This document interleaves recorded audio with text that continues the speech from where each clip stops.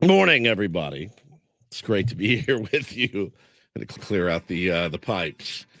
Ben and Woods here, 97.3 The Fan. Let's get our heads right on a Tuesday. It's such a Tuesday feeling Tuesday. I'm Woodsy. To my right, Paul Reindl, executive producer, director of the YouTube stream. You can watch us on YouTube. Go to YouTube, search Ben and Woods. You can see our pretty faces on there and see all the facial expressions and whatnot. It's great. Hi, Paulie. Hello. It is very Tuesday-ish. It feels very much like a Tuesday. Yeah. Very, very, very much like a Tuesday. To my left, Benjamin Higgins, your friendly neighborhood sports anchor. Good morning, Benjamin. Good morning on a Tuesday. It is Tuesday. Made a ass out of myself at least twice yesterday. I tweeted yesterday. Congratulations. I like where this is heading. Did you see my tweet? I went down to Petco Park after the show yesterday, and it's been my best friend is in town from Wichita, Kansas, and it's been a bit of a rough go with friends coming to town lately, schedules conflicting, and again, I like to make the point. This is a vacation destination. That being said, when you come for vacation, you're on vacation. I'm not. Right? So correct. He did nothing wrong. There was a bit of a miscommunication, though, on when exactly his plane was landing. He has a huge family with him. So they're renting a minivan or maybe even a maxi van.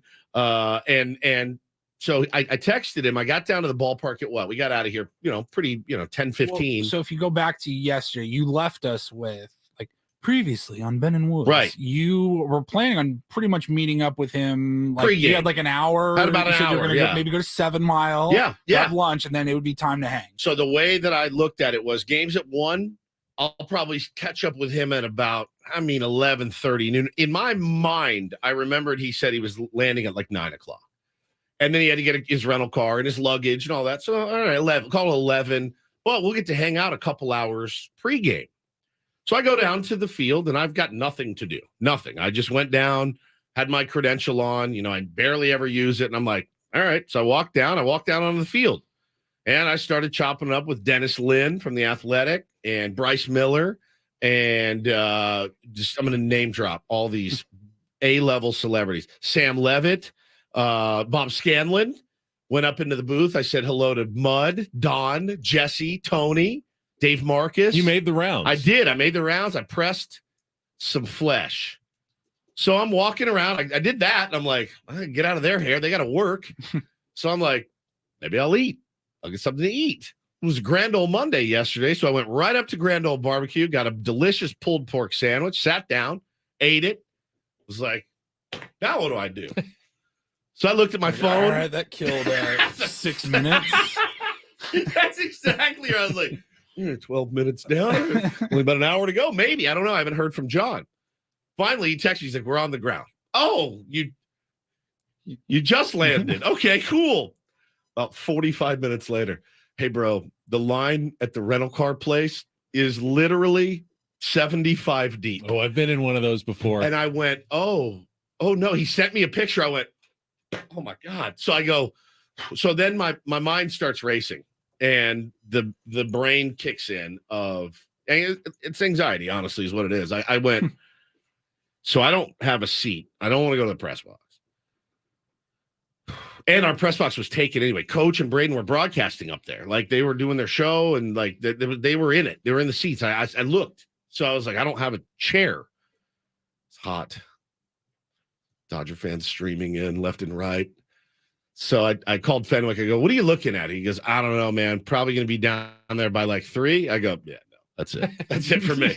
So I was walking out, and I was like, I'm just going to go home and watch a game with my kids and my wife.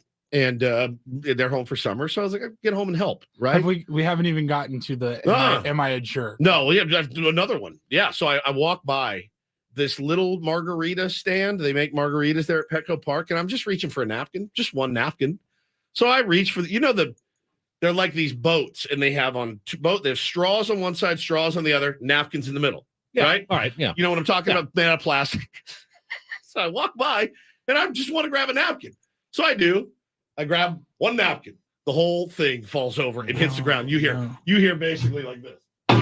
like the crack. I'm like, oh my God. Now people are filing into the stadium at this point. So my face goes red and I go, oh, and I look back and there's 400 straws scattered all over the ground. So I go, I'm so sorry. I'm so sorry. So I lean down to start picking him up. And of course I said, attaboy, Woodsy, great job, bud. And I'm like, oh my God, dude. And I'm like, I know, this sucks. I'm sorry. So I want to apologize personally to Peter Seidler. I probably cost you like $7 in awful paper straws yesterday that I knocked down. I made a complete fool of myself. So then I go home, watch the game. And you can't take you anywhere. No, I'm just a big klutz. You guys tell me if I'm an a-hole. I mean, I know the answer. I just want your opinion. Ben, you have kids. Remember when they went to kindergarten? I do. It was a while ago, but yeah. Game ends. I'm miserable. After the game. I'm so upset. I'm so bummed out. I'm so pissed off. We're like 4 o'clock. 4:30. Yeah, about 4. Right about 4. And he goes, by the way, we have a kindergarten meetup today. I go, what? We have kindergarten meetup? Where? It's just down the street, neighborhood park. Kindergarten meetup. Mm-hmm. Like a play date. It's the third one. He hasn't started kindergarten yet. It starts in like a week or so. I go, have fun. She goes, oh no, you're going to this one. And I go, for what? It's the third one. Have you been to the other two? No. So I go, what's the purpose of these? Obviously to make sure Bo's comfortable. Right. And I go, well, in my day, we just, went to kindergarten. Yes. And I remember the stress of having to meet all those new people on the first day. And it was terrifying. And now that we found a better way, possibly over the last, 30, 40 years since we've been to kindergarten, that we've evolved as humans. You can a little meet bit. some of these little kids in a safe setting with your parents there, right? A couple of times before you actually next have to week, show Sweet up. Bo is going to school with all of his friends, And you can not say strangers on the first morning of school, hey, remember so and so? You went to the park. He'll be there, and she'll be there, and you'll get to see your new friends, and it might save you a lot of great misery idea. coming up next week, right? No. In a perfect world, yeah, you guys are both absolutely right. It's a hard thing as a dad, and many dads and moms can relate to this. You don't want your children to suffer, but you need them to suffer a little, struggle a little bit of struggle. And I'm not saying, I'm not the guy that says, well, I paid off student loans. I'm not that guy. I'm not the guy that says, hey, I had to go racked with anxiety. You need to do the same. Put hair on your chest. I'm not that dude. You guys know that. I'm not. I love Bo more than anything in the world. Take a bullet to the dome right now if it meant saving his life. You know that. You guys know that for a fact. I know that. But I said to her, I go, who's going? She said, well, Jackson's going to be there. It's his best friend. I go, oh, okay. I said, okay, all right, I'll go. Get dressed, the whole bit. We load up the wagon. We walk down to the park. Taylor's there. Hannah's there.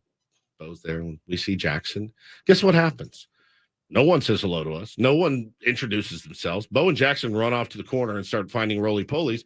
We did down there what we could have done in our front yard. He met no one, played with no one, didn't meet one single parent, no one said hello. We didn't say hello. What was the purpose? Well, whose fault was that? I don't know. I didn't set this thing Bo up to go meet yes, new I go, friends? dude, go play, meet some friends. Did you go at least talk to some of the parents? Not a word, man. You didn't do anything. Not a You damn waited thing. for them to come up to you? I just walked up and my kids went and started playing together as I knew they would in the thing, like looking for roly-polies and having fun together. And I looked at Hannah and I go, you don't force this on people. You don't force interaction. And she's like, you are the worst. And I go, I get it. I am. I said, but again, there's something to be said for learning how to meet someone. And it's not my hand on your back, and we push you guys together. You guys are now friends. Like, let the game come to you a little bit. You don't need 3 meetups to do kindergarten. You can just go to kindergarten. Right? Am I a total a-hole? Won't they already? I mean, they'll have a lot of that when he goes to kindergarten as well. You're forced to be in a class. If there was a chance that you could have made that process a little smoother, I think it's worth I did. An I hour went. of your time. I did, and I went, and I pouring sweat through my shirt. I was pissed off about the game. I just wanted to not revel. I wanted to just be in the loss for a while, and I was very mad about yesterday's game. And I just go, You wanted to roll around in your misery. Yeah. I wanted to metaphorically find my own roly-polies by myself, right? And had you come over or Paulie come over, we could have done it together. But I didn't want to see anybody else. I didn't want to go down there and chew the fat with anybody at that moment. And Hannah looked at me like, she's like, what am I going to do with you? And I'm like, I mean, I don't know. Like, I'm involved. I coach and stuff. I'll whatever. But this forced bit is going to be hard. This whole school thing is going to be hard for me. It really is. I'm not in tune to this stuff. So is his friend Jackson going to be in kindergarten with him? Jackson's going to be in the Spanish immersion program. So they will not be in class together. So he will be forced to make new friends, just like he did when he went to preschool. And I know him. He's a sweet kid with a big heart. He's going to be fine. He's social. He's a leader. But also, he sees through kind of the BS. He's like, don't force me to play with these kids unless I'm ready and I want to. And I'm okay with. I think I'm justified in saying maybe we let the game come to us instead of forcing the game. Right. So you were ultimately, let's just be clear. You were ultimately forced to stroll down the street to the park. Yeah, for an hour or so. Yep. And this is what we've talked for the last 10 plus minutes about. I mean, about. Am I the jerk for? At the very least, he got to play with his friend Jackson. Yeah, could have done it in the front yard. Could have done it in the front yard. Yeah. And in the very front yard. You would have got to stay in your front yard instead of exactly right. Walking all the way down, all the way back. Taylor had a meltdown. Taylor had a meltdown. Oh, it's terrible. Am I the monster? I'm going to go say yes. It's unbelievable. Maybe we don't. Maybe we let these kids figure it out a little bit. Sometimes parents need to be a little uncomfortable just so they can grow a little bit. The kids need to be. I've been uncomfortable. I live my life in an uncomfortable fashion. It's good for you to struggle a little bit, Woods. I'm telling you. Well, sometimes we walked. You need to get out of your house. You can't just can't sit, in your living room and be miserable. You have to get out. You have to struggle a little in order to grow as a parent. So we walked up, you guys. But here's the weird part. There's a gazebo. And all these parents are under the gazebo, and Hannah elbows. She's like, "Go!" I'm like, "I'm not going. You go."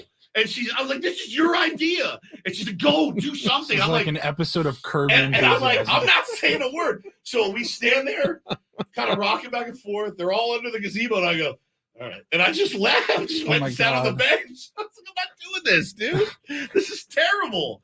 What are we doing here?" It's not that I don't want to meet. I figure the way I look at it, Ben, is we have loads of time to meet and shake hands. He's such a nice kid. Blah, blah, blah. Like, the forced bit of like, he's already going. It's not contingent upon, did you go to the meet and greets? How many friends did you make? You only made one friend? You're out. You're not coming to school. Kindergarten is the show. That was foreplay. That was foreplay to kindergarten. That was just a little bit, you believe in foreplay. A little casual start to something before you get into the meat of it. That was your idea. Elisa says it's more about you having a bad day and not wanting to go. Admit it was. It is, but it all that's part of it. But I ask Hannah, we have these conversations all the time at home, Ben, where I'm like, yeah, he'll be fine. Like, let's let him fail a little bit. Like, let's let them fall down, scrape them. Like, we have those conversations all the time. So you're not wrong entirely. You've got your defenders in the chat as well who say, yeah, you gotta let your kids be a little uncomfortable from time to time, and it's part of growing up. And I'm not trying to run a military boot camp. You know what I mean? I'm not. I know that things have changed. But we all picture our dads, right? I picture my dad 40 years ago going, what? A what? A meet and greet. How many? 3? No, I'm not doing that. I'm not doing 3. And I don't think he's a bad dad for it. So you're right, though. At the end of the day, it just boiled down to walking my ass down to the park, watching him play with his buddy. He could have done it anyway. I'm obviously prolonging the. I can't believe you pulled the back in my day. This is who you are now. This is who I am now. Guy turns 48 and pulls the back in my day card. Well, it's true. Back in our days. Remember what we did when we started kindergarten? We just went to kindergarten, didn't we? We did. Mom, Yeah, said, I cried. I hated it. Yeah, I did too. Mom dropped you off, said, all right, go kick some ass, guy. And you're like, all right, see you later. And you just wear it. I was in tears the first week. The whole week. Yeah, I could not get used to it. It is tough, man. It is tough. So if I'm the monster, I'll wear that. I'm learning, man. I want to learn. I want to be better. I want to be great. But that being said, it was.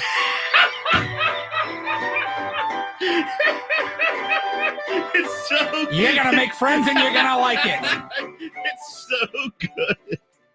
You make your own lunch around here. It's so good. Unfortunately, Paulie. we can't do this for 4 hours. We are going to have to get into what happened yesterday and more. We've got a good show coming up for you today. Do we have a good show coming up for them today? This is the worst day of the year. Anytime we have Jesse Agler on, I consider that a good day. Plus a little bonus surprise blast from the past guest that Paulie wrangled up yesterday. Does everybody remember Trevor Rosenthal? Oh, I loved him when he was here. I did. I think he was only on the team for like just a hot minute. A month. Yeah. Like after the 2020 short season trade deadline. It was like September 1st. Yeah, they picked him up late, and I loved him when he was there. I remember having him on when we were at the Corona Cave. He's now, I think, retired, right? He's out of the game, so. And, we've seen him kind of tweeting and commenting on things, and Paulie said yesterday, should I call him and see if we can catch up? And I said, yes, I loved having him on. And you got him set up for 9:00 this morning. I have no idea what direction that conversation will go. Super excited when we were texting yesterday. He's already up and tweeting this morning. He says going live with Ben and Woods today at 9:00. But he can, he was part of the Padres organization for at least a little bit, and he can comment on what he's seen and the changes that have made even since he's been there. I just want to ask him, when you got traded here, be honest now, were you stoked to be here? You sounded stoked. And what was it like for you? Because we've seen guys come here not play particularly well. Do you have any insight as to that?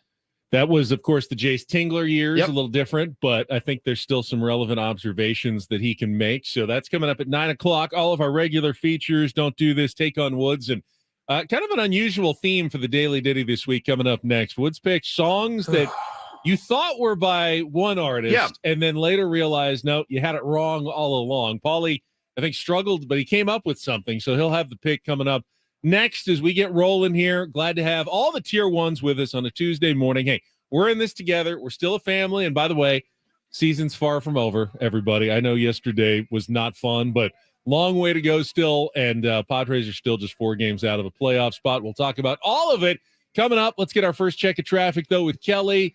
And then off and rolling until 10:00 this morning with Ben and Woods and Paul on San Diego's #1 sports station, 97.3 The Fan.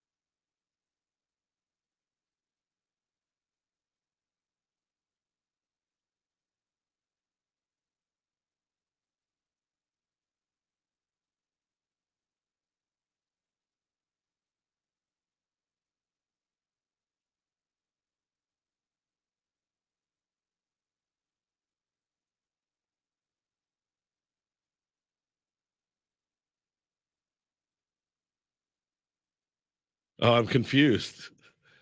All right, hold on. So am I. Welcome back, Ben and Woods 97.3 The Fan. So the theme was songs that you thought were sung by somebody else.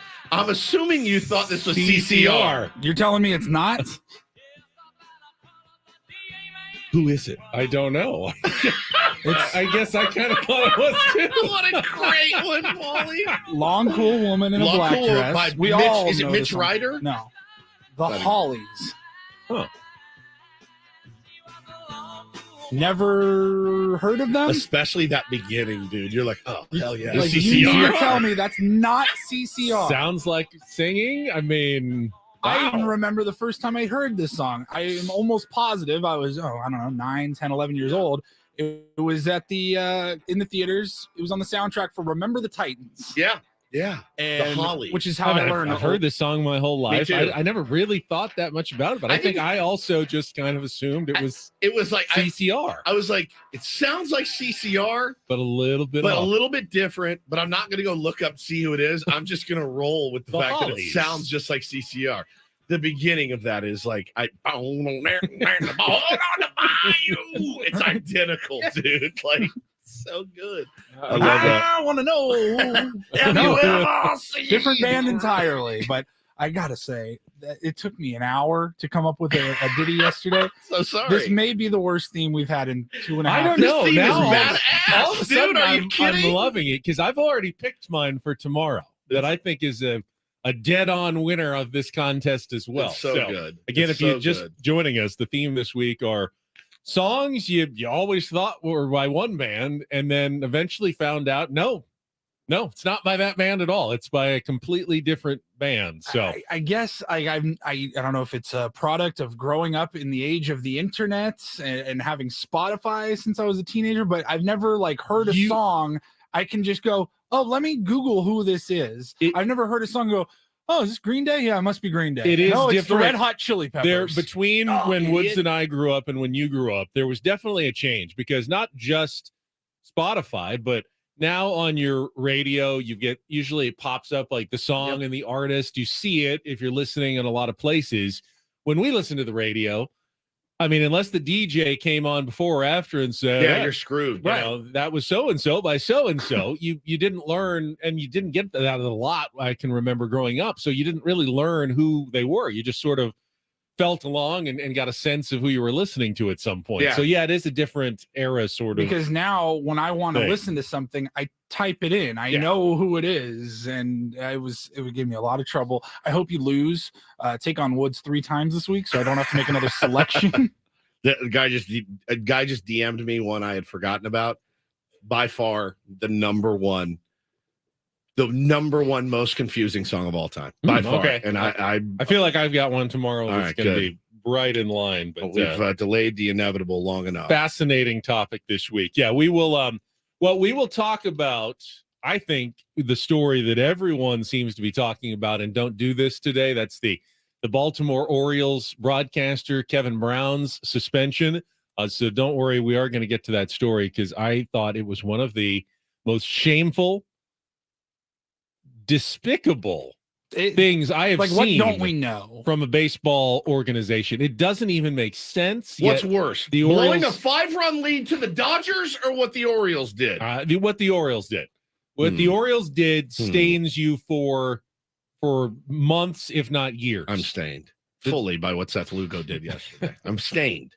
We'll talk about what did Seth Lugo do yesterday. Was he? I know what he tipping didn't. I know what he pitches? didn't do. Were the Dodgers picking up on something? There was a dispute about that in the game yesterday. It certainly went 3 great innings, and then all of a sudden, I don't remember seeing a guy go from looking like he was completely locked in to as lost as Seth Lugo looked in as quick of a time as what happened in the game yesterday. We will talk about it. Our Padres wrap-up, get the highlights of yesterday's 13-7 loss to the LA Dodgers. Go into some of those numbers as well. I mean, if you got up to go make a sandwich, Yeah, you're done. Yeah, you might have missed. There were people that said, what the hell you might have happened? missed 13 runs. If you had to leave the house for like 10 minutes to run an errand, Padres score 5, Dodgers score 8. You're going, what happened? Yeah. I mean, in guys, this like, I game? stepped out to take a meeting. on the phone. I came back in. We're down. I'm like, welcome to hell, my friend. Welcome to hell. The segment of Ben and Woods brought to you by the Golf Mart. Back with our Padres wrap-up next with Ben and Woods on 97.3 The Fan.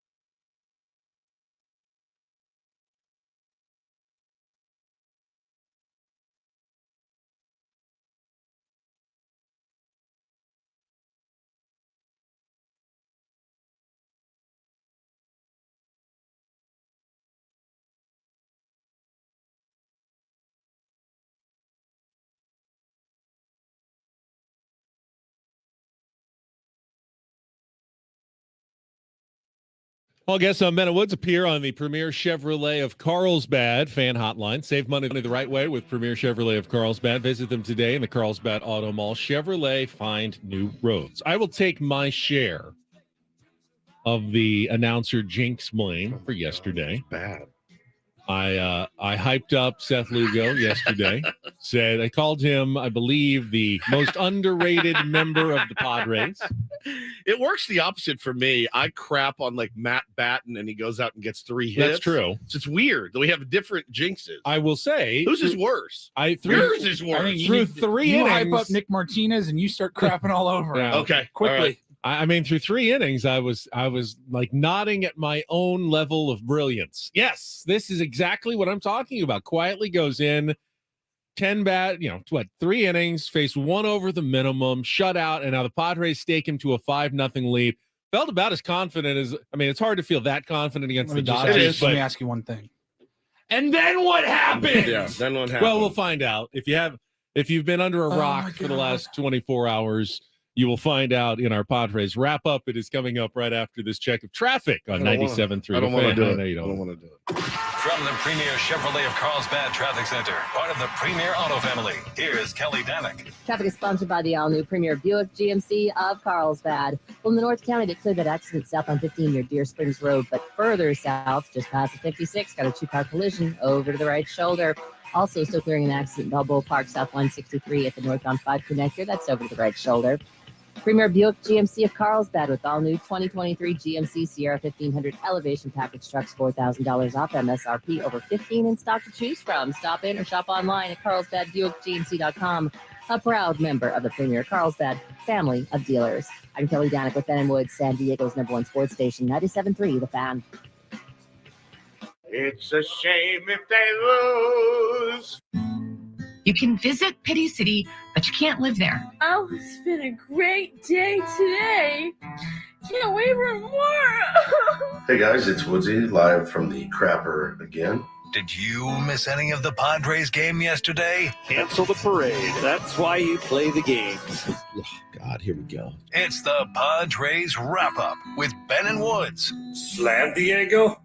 More like fail Diego. Presented by Hamul Casino. With thrilling slots and tables and all the best rewards, Hamul Casino has all the fun you're looking for. Hamul Casino, fun above all else. On 97.3 The Fan. I just felt the way that the roster is built, they would have to outscore their opponents to win. 3 in a row. Campusano steps into this one.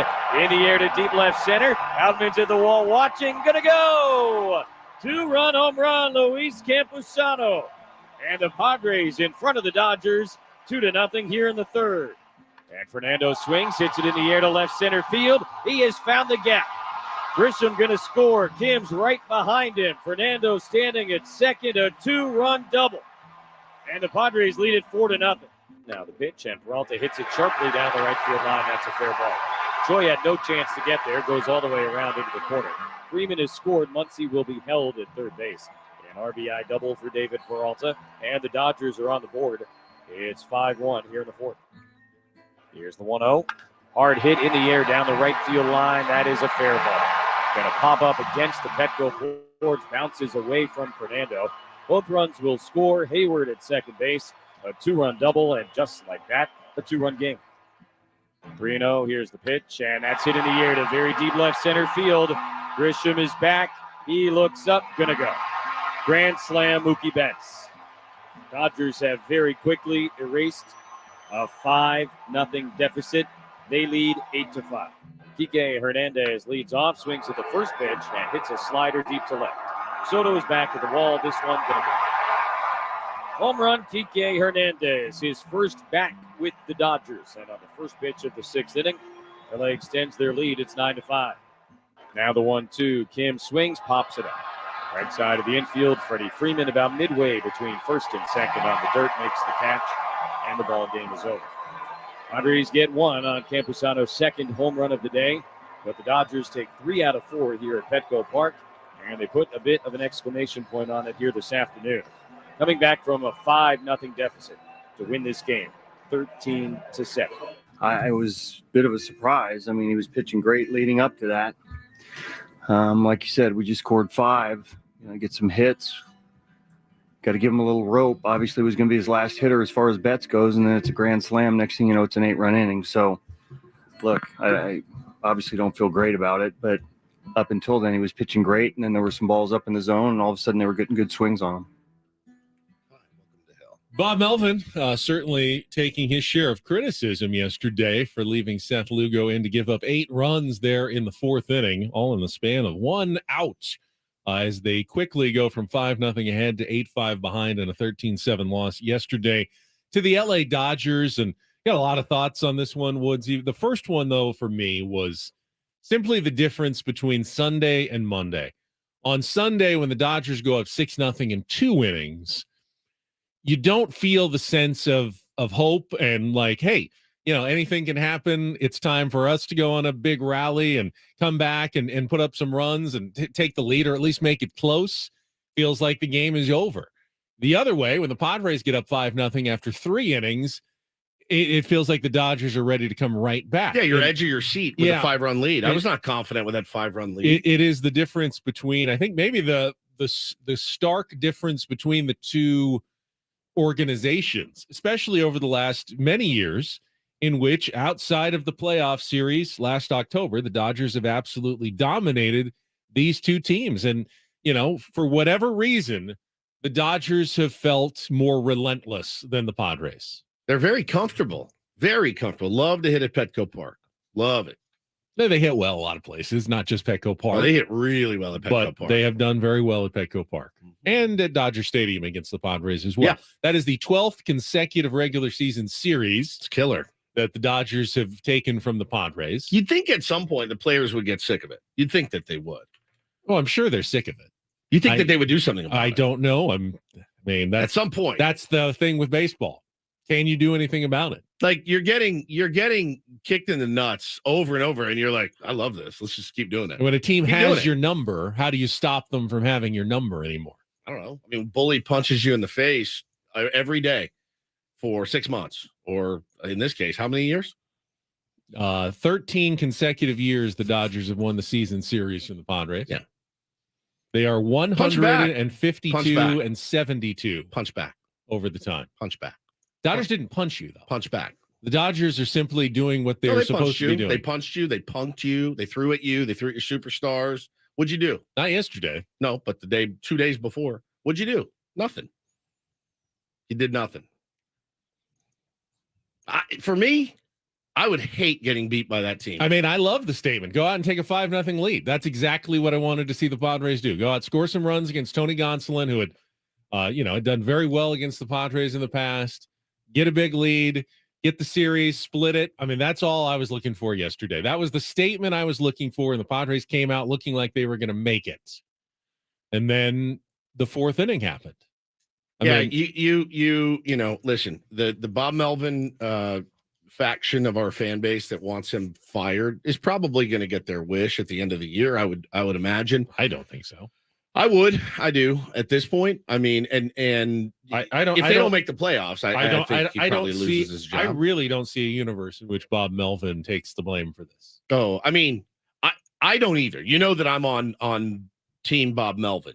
That being said, someone's going to have to fall on the sword at the end of the year if this team continues. How many games we have? 49 games left. Correct. We are in the 40s, by the way, of games left. That's about as dire as it gets. It in the 40s is wild. After all this, you're only what? You 4 lost games back. Yeah, You lost the game yesterday. You lost the game. Unbelievably, they lose 3 or 4 to the Dodgers. I think they got closer in the wild card race over the last 4 days. I mean, and somebody in here says Bob Melvin's not the problem. Look, I agree. I love Bob Melvin. I think he's great. And I think, the Padres make on average an NLCS in their history, they make an NLCS about every 18 years. Did we decide 18-ish years? Close. Yeah, about that on average. Canning the guy in the second year after that doesn't make sense to me. That being said, there's something going on where is this team not playing for him? Are they not playing for each other? Does that ultimately? I thought a lot about this last night because I was defending Melvin's decision to leave Lugo in. It sucks. Yeah, you look back and go, bro, how are you going to leave a guy in to give up 8 runs?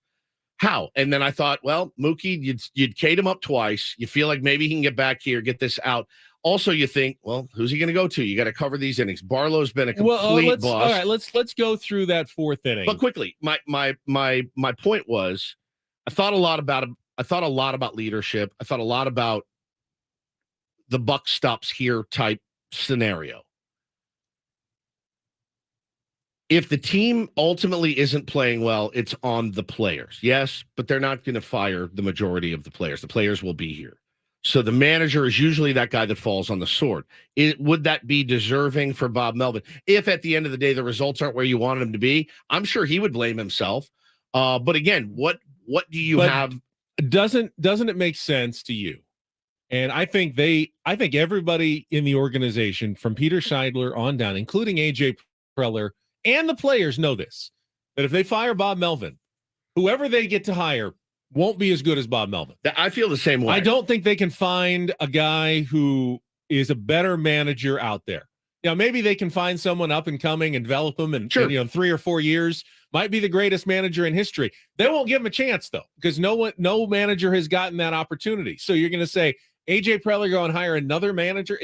To me, that makes no sense. I think the only way you change the manager is if you change the general manager and the new general manager wants to hire his own manager. Yeah. That's the only way that I see a change coming this offseason. You don't think the Rangers AA bench coach is the answer to all our problems? I do not. I do see a scenario where Bob Melvin steps down and says, you know what, I had a good run. I didn't like how this season went. I'm not happy with myself, and I'd like to move on and retire.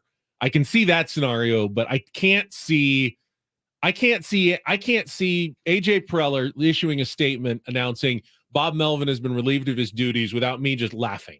I would laugh. That's a joke. I would laugh That's too. An absolute joke. I would think that it would be baseball malpractice. But again, at the end of the day, if the results aren't there, is Bob, how do you guys feel that Bob is managing right now? I do feel like he's managing a bit scared. I do feel like he's managing a bit hesitant. There's an opportunity, Ben, and I thought a lot about this last night, and I'm a Bob Melvin fan. Hindsight is so easy to manage with hindsight. It's the best. So easy. I'm a world-class hindsight manager. You had a chance to use Josh Hader in a big spot the other night. Now, is that on Bob Melvin or is that on Josh Hader? Will Josh Hader throw 4 outs? Will he get a 4-out save? Do we bury Bob Melvin for burning him in game 1? I don't know. All I know is you have to make strong moves to win ball games. And it hasn't happened yet. He still has innings to cover, though. That's what we never think about. Can we go through the 4th inning just quickly? Because I want tier ones and people who are critics of Bob Melvin to kind of go on this journey with me. Okay, so you start the inning, you're up 5-0, and Seth Lugo has been cruising, correct? So you're not thinking about getting anyone up in the bullpen as of yet. You got a bullpen day tomorrow.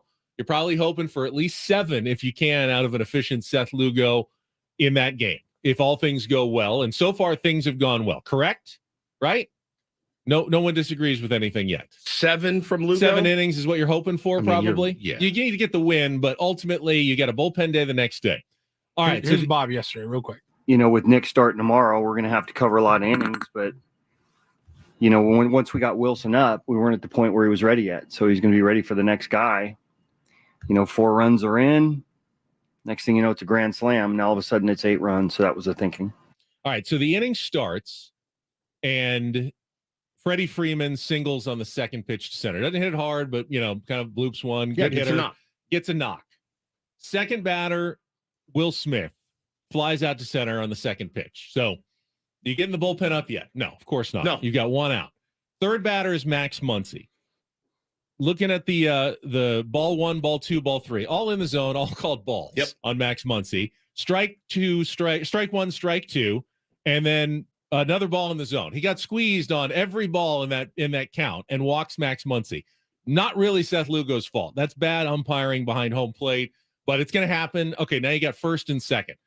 Are you getting up the bullpen at that point? No, I don't think so. I'm not either. All right, so Peralta's next up. Foul ball, second pitch, ripped for a double. All right, well, that's too bad, but you get – all right, next batter is Hayward. Second pitch, ripped for a double. All right, it's concerning, but this is now – that's a span of 4 pitches. 5-2? It's now 5-3. 5-3 at that point. I may start getting somebody hot. Okay, all right. So then the next batter is Kike Hernandez. Another righty full matchup. count, another full count count walk. Another time he got squeezed on. According to the one I'm looking at, 3 of the 4 pitches again got squeezed on a walk, but was hitting the corners, was dotting the corners, was just not getting the calls. I will say, Bob doesn't make the move that will cover his own ass. He doesn't. He sticks with guys because he's also planning for the future. And again, Ben, and I tweeted it yesterday, 6 and a third innings. But hold on, 6 and a third innings in 2 days from your starters. With a bullpen day, the day after that, you're effed. I don't care who you are. And at that You're point, I believe Steven Wilson gets up. He walks Kike Hernandez. I'm still thinking Seth Lugo can get out of this. 3 pitches later, Outman bloops a single. Thought the Xander Bogaerts going to catch it. That's unlucky. That bleeder. Okay, now it's 5-4. 2 pitches later, you get and then Mookie's up, and then it's the grand slam. I mean, at what point? I just don't feel like there was any time for necessarily someone to get completely warm where you would have logically said, it looks like in 4 batters we're going to need someone. I mean, you don't want to be getting up bullpen guys in the 4th inning of games where you already know that you're trying to avoid the bullpen and wasting bullets. I know what you're saying. To me, I think any experienced manager is going to handle that inning the way Bob Melvin did it. Look across the field at Dave Roberts. Gonsolin was getting his ass kicked. Stuck with him, gave up 5 runs, give his offense a chance, and next thing you know, they leave Gonsolin. He gives them 3 more innings after? What did Gonsolin go yesterday? 6? I mean, that's what you want. You give your starter a 5-run lead. It's his job to effing hold it. Hold it. I get it that they're good. Hold the lead, man. You got screwed by the umpire, so what? Make a better pitch. People are tired of the excuses. And Seth Lugo made some bad pitches, especially after that last walk. Left the one up to Outman singled, then Rojas singled, and then the Betts 3-0. You fall behind. Obviously, you're trying to, avoid Mookie. You put one in there 3-0. Maybe you should have just walked him and taken your chances. But then Freddie Freeman's up. So I don't know that could possibly be pinned on Bob Melvin. That's a good point. A guy in the chat says, it's easier to manage when you're in first place by a mile. Yeah, you're absolutely right. You're absolutely right. But they have been without pitching most of the year. The Padres have had starting pitching, then the bullpen falters. And now that the starting pitching falters, what do you do? So we're going to come back. What happened between the 3rd and the 4th inning? Seth Lugo had his thoughts. We will hear from him and what he had to say about the Dodgers possibly picking something up in that 4th inning, and what the Dodgers had to say as well. That's coming up next. Take on Woods as well on 97.3 The Fan.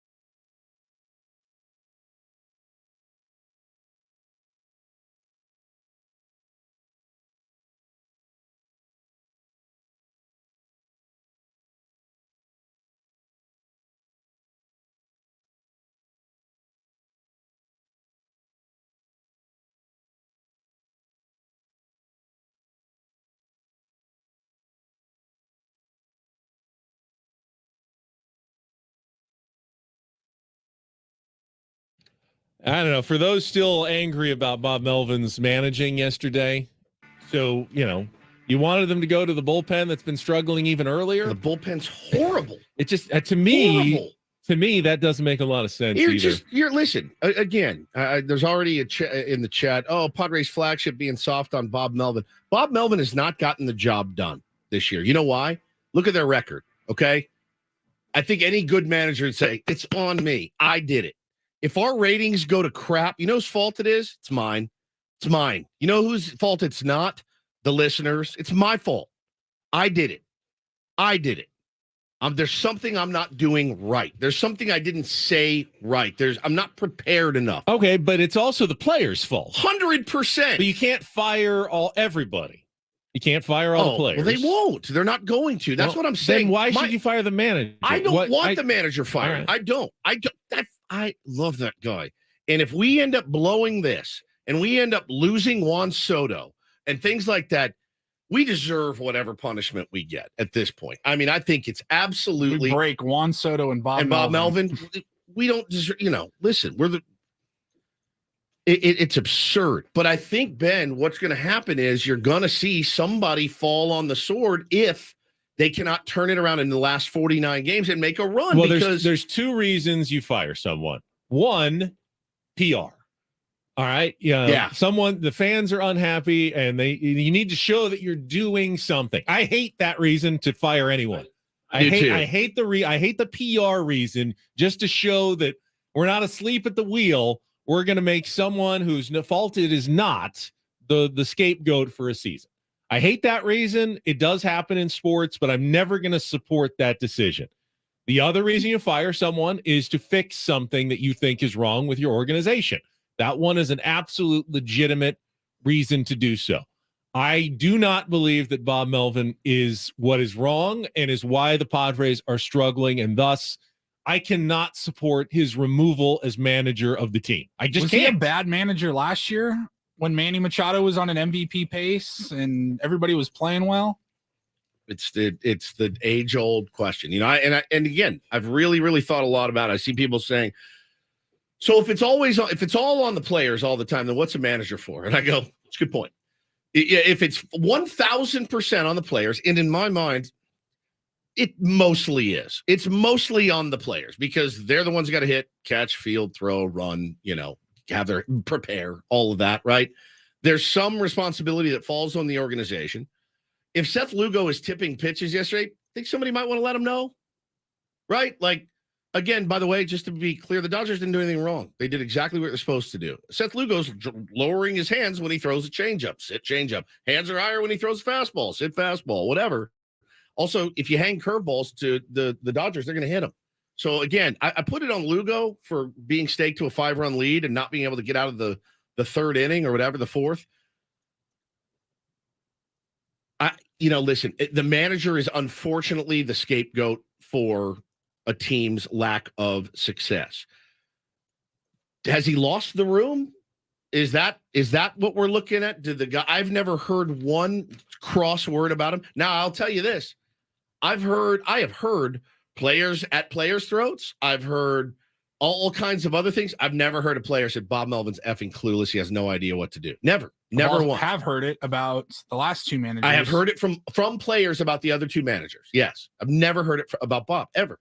So all I can go on is what I go on. By the way, I've also heard that there is no real problems in the clubhouse. Right. I've heard that a number of times as well. Which makes it worse. As much as we're all looking for something to explain what's going on, there must be a chemistry. There must be friction.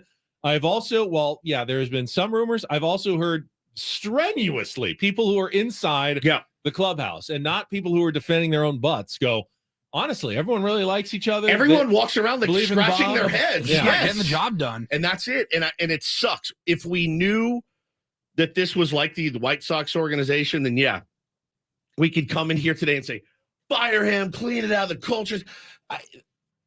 They don't know. They also don't know. So it's really, really tough to pinpoint. I will say this. I'm not being soft on Bob Melvin. He needs to make stronger moves, though. Even if it kills him. You can't get any worse. Josh Hader, I'm sorry, man. I need you for 4 outs. Go Go do the job. I need you for 1 out. I need you to get Hayward in a big spot. And then I'll figure out the 9th. If you can only go one batter, make a little bit stronger moves, honestly, to cover your own ass. But I understand his reticence to pick up the phone and go, give me Barlow, gas can. Give me Honeywell when he was here, gas can. Give me Garcia, gas can. Give me Tim Hill when he was healthy, gas can. On and on down the list. Who do you go to that you can absolutely count on? Couldn't go to Nick Martinez yesterday. Know why? Well, he went to Suarez today. He went to Suarez, and he's getting blamed for that. He went to Suarez in the 8th inning, gave him a clean inning. Didn't work out. Alexis Steve in the chat says, Ben, quit making excuses. He's the one leading the ship. Don't do this. He's never prepared. Never. I couldn't disagree more. I think Bob Melvin is ultra prepared for every single game. I just went through the 4th inning. I'm asking you, when would you have gotten the reliever up in that 4th inning? Probably the Hayward hit. Probably. Which is, I think, within one batter later. So, yeah, you think he waited one batter too long. Sure. Four pitches before the Hayward hit. We all agreed. Lugo had not done a single thing out of the ordinary. Well, remember, he was still cruising and looking great. So remember, too, everybody wanted to pitch to Hayward the other night instead of walking. Everyone wanted to pitch to Jason It's tough to Hayward. go from this guy looks great and 4 pitches later to say we need someone up in the bullpen immediately. I just don't see that. It's so tough right now. Need a contestant for Take on Woods. Let's go through yesterday's game. Okay. Right. Go through yesterday's game. Can't use Avila. Why? He threw 90 pitches the day before. Garcia, by the way, threw 13 on Sunday. Still ended up using him for 37 yesterday. Probably the most effective Padres pitcher yesterday was Luis Garcia. Steven Wilson, did great. Gave you his normal inning and a third. Inning and 2/3. Fantastic work. Scott Barlow threw 28 pitches, gave up 5 runs. Ray Kerr threw 11 pitches on Sunday. Probably could have used him at some point, but has Ray Kerr earned high leverage stuff yet? Probably not. Nick Martinez, couldn't use him. He's starting the game today. Tom Cosgrove threw 15 yesterday. Walked bases loaded twice. Walked in runners the night before. And Robert Suarez probably was, what is this updated? Robert Suarez threw on. Suarez and Hader probably were both available fresh, yesterday. Yeah. But are you going to bring him in the 4th inning? Right. Yeah. Is Josh Hader coming in the 4th? Is Suarez coming in the 4th? And I assume Ray Kerr is going to be asked to throw 2 or 3 today after Martinez. So he's not available if you're planning on, having any chance to win today's game against the Mariners. I was talking to my wife about it at the table. She goes, I don't understand. She goes, make me understand. And I said, look, you got 3 1/3 from Rich Hill. That's 3 innings. Okay. That left you 5 2/3 you had to cover for that game, right? Then the next day, Lugo gives you 3. So now you have 6 1/3 innings from 2 starters in 2 days with a bullpen day to follow. Can you go down and call somebody up from the minor leagues? Who? Reese Kinnear's out for the year. Jay Groom's back to being not good again. We traded Weathers, traded Jackson Wolf. Yeah. Is Waldron still here? He may be up today. I mean, they may need to call someone up still today to fill enough innings. There are innings to cover and not enough arms to cover them. That's it. That's what it all boils down to. That's more on the general manager 100%, than the manager. 100%. There are innings to cover and not enough arms and bodies to cover them, while also, could you have used Nick Martinez yesterday, Ben? Sure. Could have put Nick in the 4th to give you 3 innings of length, maybe keep it at a 5-2 game. Sure. Who throws today? Who pitches against the Mariners today? Who knows? I think that's all we're saying. At the end of the day, sure, it's on Bob Melvin for letting Lugo give up 8 runs, I guess. But it's a very simpleton way of looking at it. You have innings to cover and not enough bullets to cover those innings. They're just not there. They don't exist. You can't create them out of thin air. Let's push back Take on Woods. I want to play this Seth Lugo audio because I teased it, and I think it's interesting because after the game, Seth Lugo was asked whether or not, and the Dodgers, of course, have been well known for being savvy, you can call it, observant, possibly sign stealers, or just seeing maybe a pitcher who tips pitches and knows what's coming. Seth Lugo seemed fairly confident that was exactly what happened in the 4th inning. Any chance did you feel like they knew what was coming? Yeah. I know now that they did. You know now, as in you came in and you saw what you were doing. Yeah. It happens from time to time. They're pretty good at it. What keeps you from like knowing that at the time, and then when you see it, how is that? You're like, it's like a aha moment. Well, you try to stay locked in and focused on execute pitches, and some other stuff just slips your mind. All right. Well, if that is the case, and he said, yeah, I now know, I went and looked and I know I was tipping my pitches. If that is the case, maybe that's where you want to put the blame on the coaching staff, that you've got to notice that before the other team does. Now, the Dodgers say, and I'm not surprised, they said, no, we didn't know it was coming. Why would you ever admit that you picked up on something? You want to keep that as secret as possible. The Dodgers denied it when they were asked. No, we didn't know what was coming. But Seth Lugo felt very convinced after looking at the film he was doing something to tip his pitches, and the Dodgers were sitting on every pitch he was throwing. He also was missing his spots, though. I mean, it was everything that could go wrong that inning went wrong for Seth Lugo. There's no doubt about that, as it unraveled as quickly as it really possibly can. Yeah, it went so quick. It went so quick yesterday.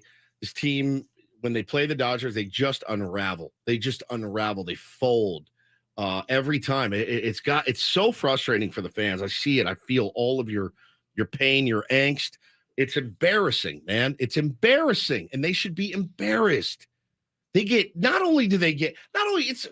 one thing, man, to say, God dang, we got beat by a really good opponent, man. They're a really good team. They got it together. This Outman kid is very special. Punch for punch, man. We hung in, and I'm fine. I hate it, but I can get behind it and go, you know what? You're damn right. You fought your ass off. You busted your tail yesterday.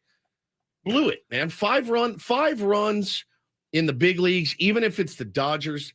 I mean, you got to hold that lead. You have to. You got to give your team needed that win yesterday, man, and they spotted you 5 runs. And then can everybody here agree? You understand, right? But after going down 8-5 on that grand slam, that would have sucked the air out of my sails so hard. My head would have been between my legs on the dugout, just sick to my stomach. Here we go again. So there's only 26 people that can change the narrative of this season. That's it. I can't do it.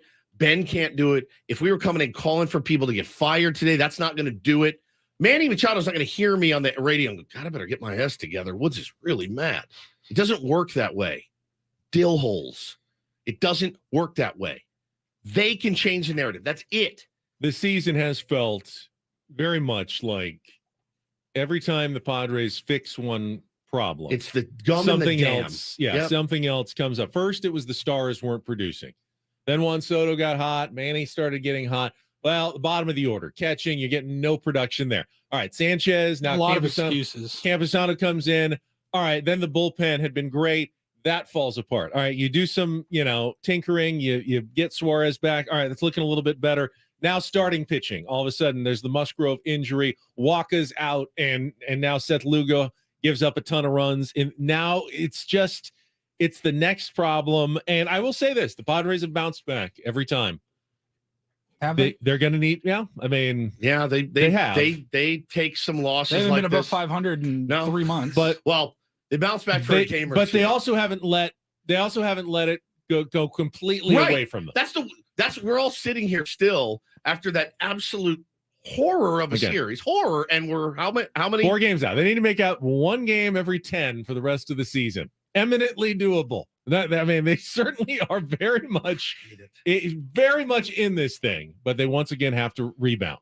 All right, I want to talk about what happened with Baltimore's announcer in Don't Do This. We're going to focus on that one story. I thought it was one of the more shocking, embarrassing things I have seen out of any professional sports franchise in my entire time covering sports that came out yesterday. I'm still baffled. I can't really believe that no one's denied that it's true, but I almost can't believe that this is the case.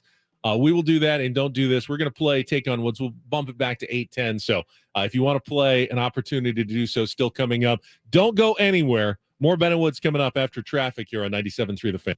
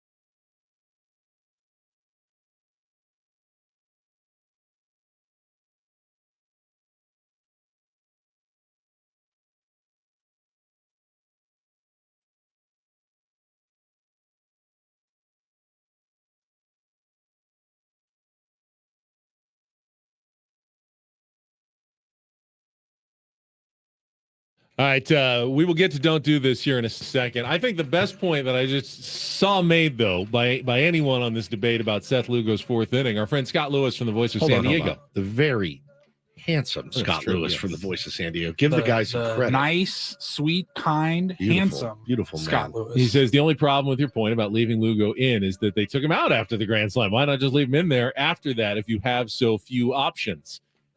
Yeah, you could have just kept wearing it at that point. Just say we're punting. And punted on the game. I think it's an ego thing. And it's also, you don't want to throw. How many pitches had he thrown in that inning? At that point, it's health. I think it's health. He clearly doesn't have it. The Grand Slam made it 8-5. 8-5. I mean, it wasn't like you were 8-5 and then you go 12-5. What Barlow give up?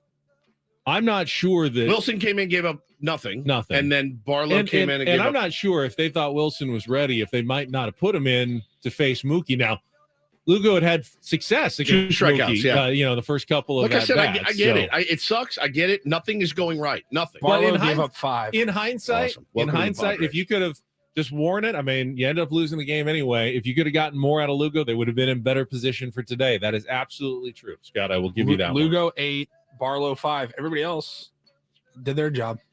Speaking of Scott, he's a watchdog. That's what Voice of San Diego is. I feel like our don't do this story, we're going to focus on the one story where I feel like we were all watchdogs yesterday about a wrong that had to be pointed out. I swear to God, I was waiting for more on this story. When Awful Announcing came out with this story, and you probably have heard about it at this point, of Orioles broadcaster Kevin Brown, who has been kind of mysteriously absent for the last 3 series from Orioles TV broadcasts, up-and-coming broadcaster, very well thought of in the business. Where has he been? Awful Announcing comes out with the story that Kevin Brown was suspended by Orioles management and likely owner John Angelos over comments he made during a broadcast during a Tampa Bay Rays Orioles game at Tropicana Field. The owner felt like he was being too negative. He was pointing out things that made the organization look bad, and that rose to the level of an indefinite suspension. So the clip was then posted. All right, well, I'm intrigued. I mean, I will be the first to say I don't mind a touch of homerism from my broadcasters. They do work either for the team or they work for the network that's a partner with the team. In the case of the Orioles, MASN is owned by the Orioles. So there's a certain line you got to toe a little bit, especially in that situation. But when they played the clip, this is like if you're watching a Padres game and you tune in at 6:30 tonight, you'll see Don and Mud in the booth with a graphic. Yes, my mind was absolutely blown. Listen to what he said before this game against the Rays. You just said the word graphic. That's important because the graphic is, you're hearing the audio here, but he's basically just reading off a graphic that the team gave. It was in the game notes that the team provided. For the Orioles, Brandon Hyde has felt like this has been maybe the toughest ballpark to play in, but the Orioles have a chance to do something special today. They've already clinched at least a split in the series, winning 2 of the first 3, and they can pick up a series win behind Tyler Wells today. It's been a minute. The Orioles split a 2-gamer with the Rays in June. They had lost their last 15 series here at Tropicana Field. You have to go back to when our now colleague Brad Brock picked up the win in the series finale, June 25th, 2017, the last time the Orioles won a series here at St. Pete. Already got 3-2 at the Trop this year after winning 3 of 18 the previous 3 years combined. It is a stark difference, Ben, and it is not a bad Rays team. It's not like all of a sudden the Rays became slouches in the American League East. They've led this division every day, but now 2. And the Orioles, once again, are back alone in first place. All right, you heard that right.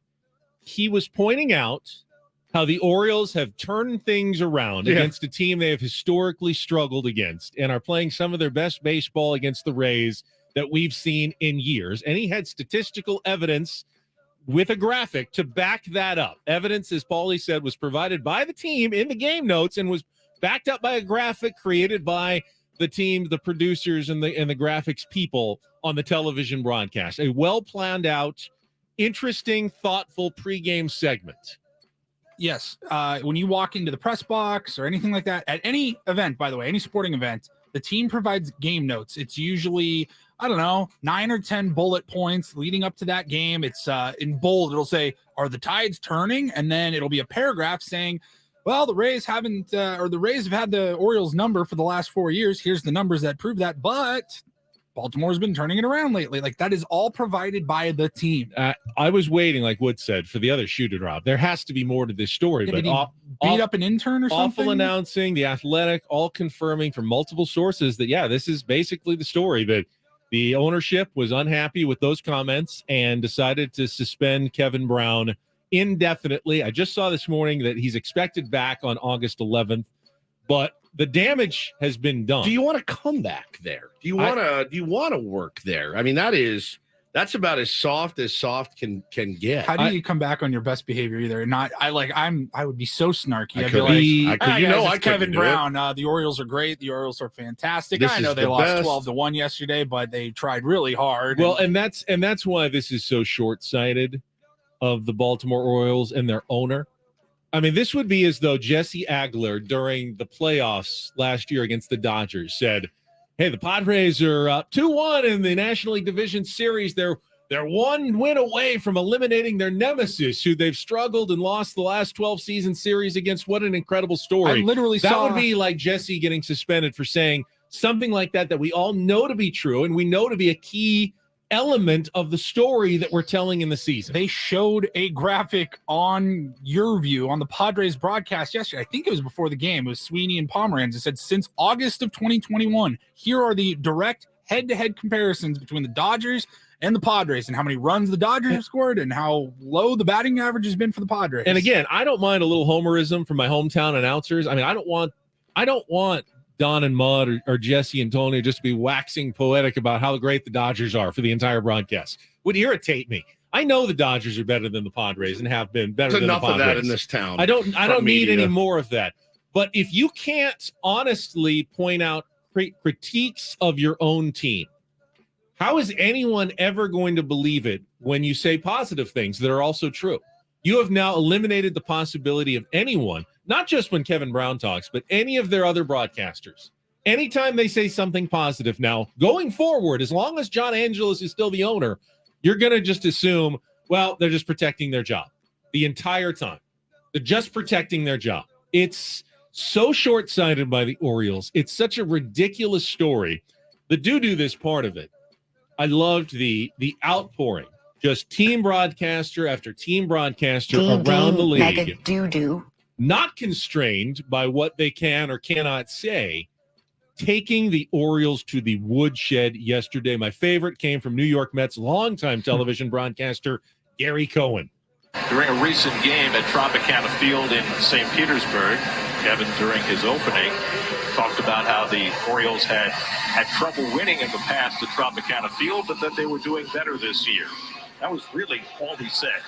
And for that, the Baltimore Orioles management decided to suspend Kevin Brown. Let me just say one thing to Baltimore Orioles management. You draped yourself in humiliation when you fired John Miller, and you're doing it again. And if you don't want Kevin Brown, there are 29 other teams who do. It's a horrendous decision by the Orioles. I don't know what they were thinking, but they've gotten exactly the reaction that they deserve. And it's just a shame because the Orioles are playing so well, and now they've diverted attention from that and now made themselves a laughingstock.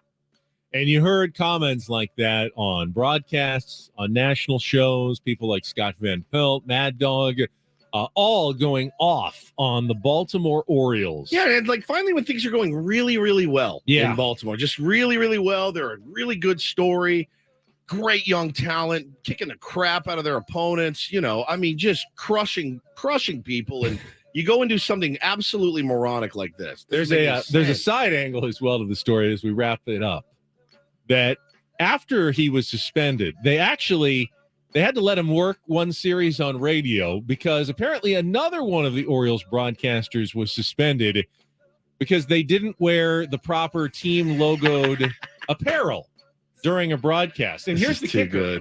The team logoed apparel that they're forced to buy themselves to wear on the broadcast. So you just gave Adam a great idea. Great idea. If you want to wear these guys, if you want to wear your own suit, natty, look good, you can't do it. You have to wear stuff that you buy from the Orioles team store yourself to broadcast on the team flagship stations. I can't wait to ask Jesse Agler about all of this. All of this. I'm sure he knows him. I'm sure he does as well. And that's Don't and Do This for Tuesday.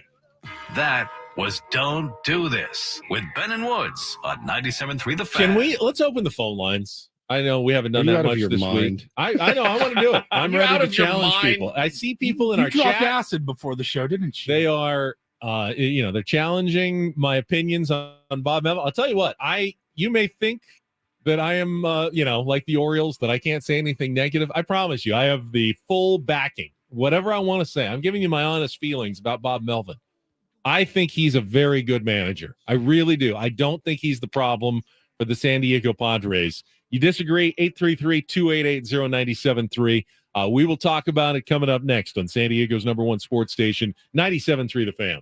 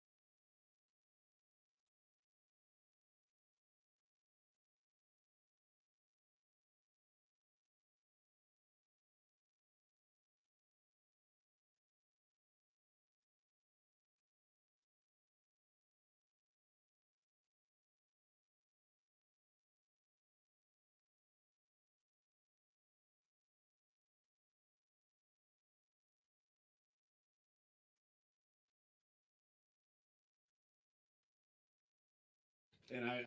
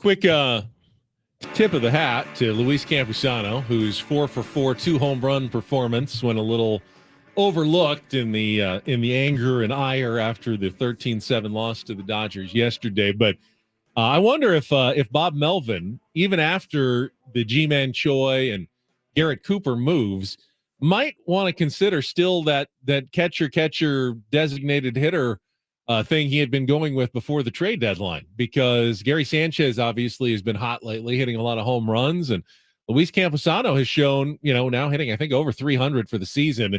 OPS, approaching 900 at this point. You want to see him in the lineup a bunch as well. I know it puts you at risk when you have both catchers in the game to, possibly lose your designated hitter if someone does get hurt, but I do like seeing those guys in the lineup right now as much as possible, especially when they're both very dangerous right now at the plate. Indeed.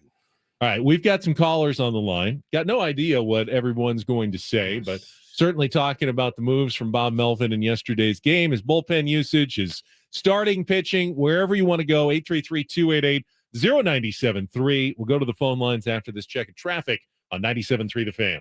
From the Premier Chevrolet of Carlsbad Traffic Center, part of the Premier Auto family, here's Kelly Danick. Folks are doing a pretty good job of staying out of trouble on our freeways. We do still have this one accident, though, in the Santee area, northbound 67 at Woodside. Those vehicles are over to the right shoulder. I'm Kelly Danick with Fentonwood, San Diego's #1 sports station, 97.3 The Fan. All right, let's go out to Dave in Spring Valley. You're going to be first up with us on a Tuesday. Fentonwood's on 97.3 The Fan. Dave, good morning. Good morning, guys. Hey, bud. Here's what I wanted to talk about this morning. I want to talk about ticket prices. Okay. Padres announced they're raising ticket prices. That was some fantastic timing, wasn't it? Right, I mean, just the timing. 2 consecutive losses to the Dodgers. Just excruciating Maybe don't losses. do that during a Dodgers series next time. Yeah. So when I got my email yesterday telling me to check my invoice, I went up 35%. Wow. Yep.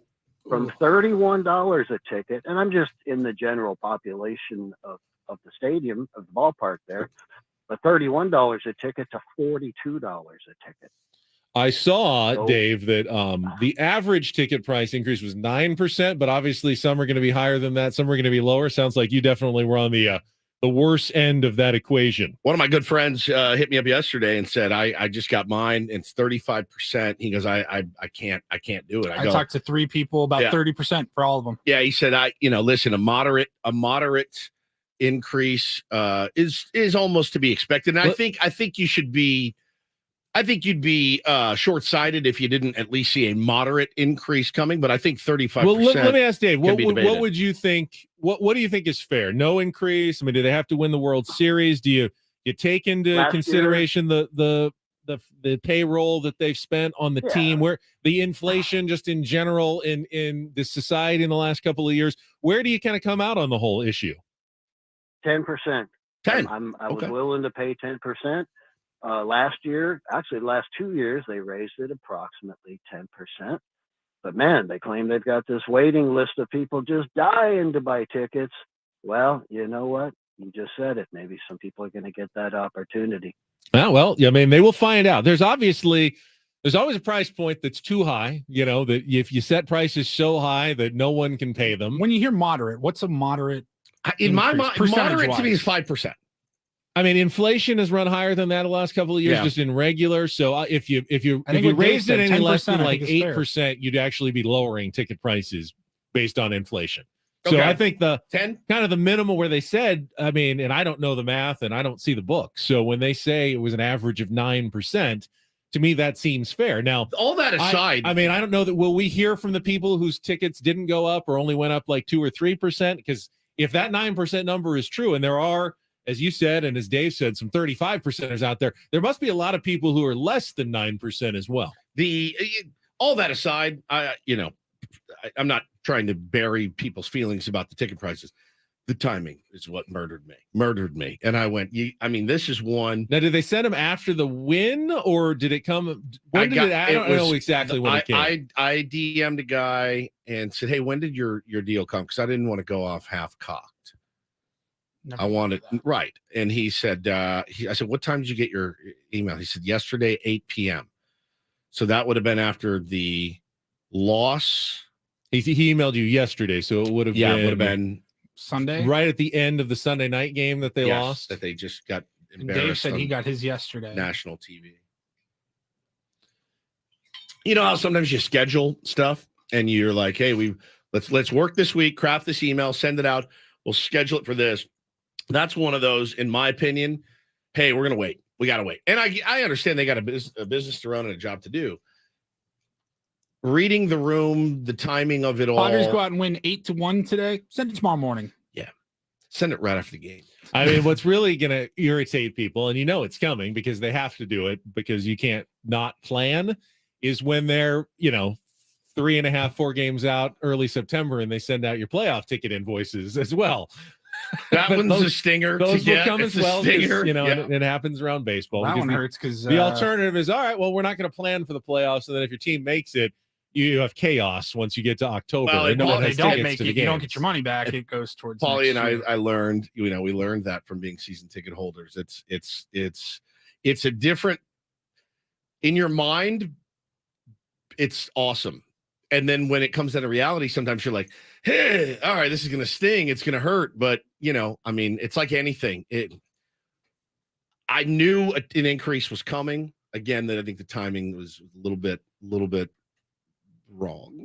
Is that the best way to put it? I think 35% is tough. That's a big increase for certain people. The Padres, in terms of ballpark experience, upgrades, roster, everything, they're putting their money into it. Yeah. And you sort of do expect them. Well, obviously they're going to ask the fans to put a little more of theirs in as well. But I think Dave can make a very honest point. 10% feels very fair. 35%. Well, it felt like a lot to him. And like he says, I mean, there's a waiting list. So Dave drops out. Apparently somebody else will slide down. And if the waiting list drops below 0, maybe the Padres will say maybe we went up too high. We'll see. All right, let's go to Alan. You're next up with Ben and Woods and 97.3 The Fan. Hello, Alan. Good morning. Hey, bud. I have two things I'd like to talk about. One is the pitching. All along during the season, I've felt that Baumel and his Niebla should be a little tougher on our pitchers.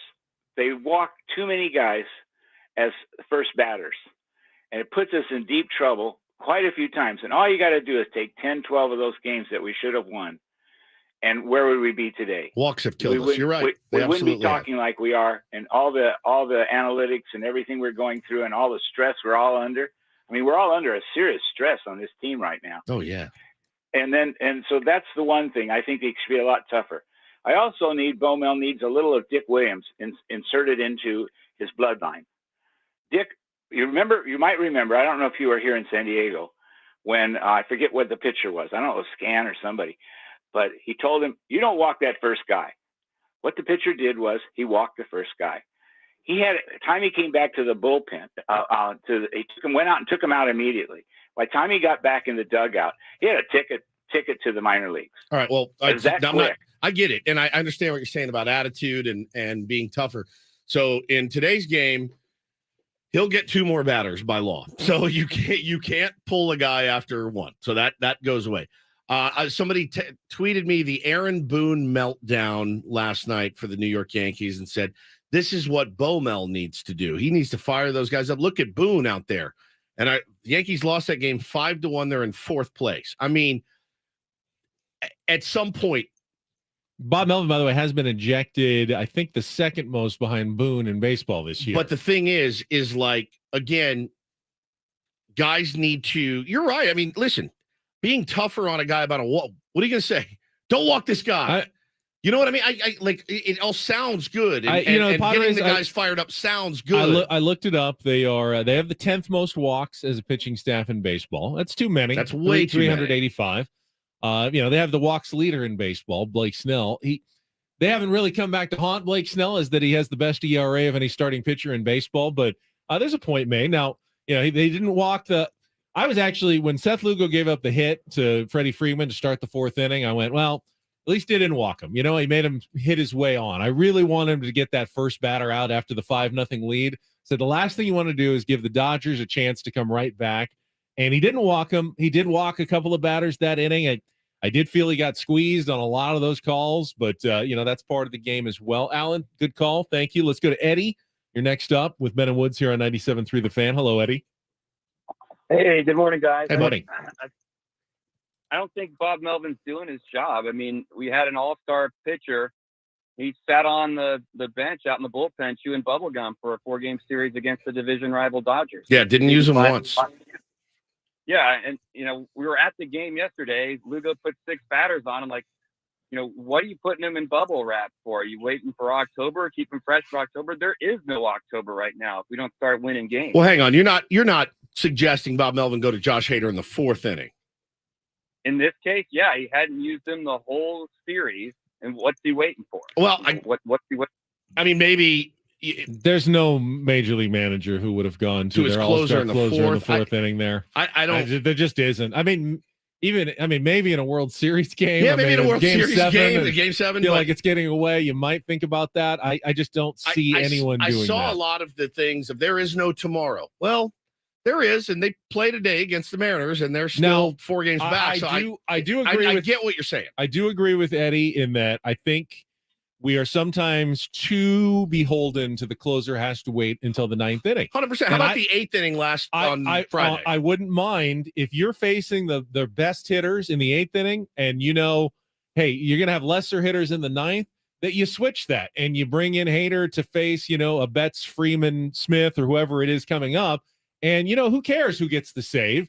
Get your best pitcher in against their toughest batters, and then you'll see, if it backfires on you in the 9th inning, I can defend that. If they do that, you rarely see that in Major League Baseball. I want Bob to make more moves that we can defend him. Like, that is one. If it blows up in your face and somebody says, bro, what are you using Hader in the 8th for? I can say, because the heart of their lineup is right there. You had 4 outs to get on Friday night.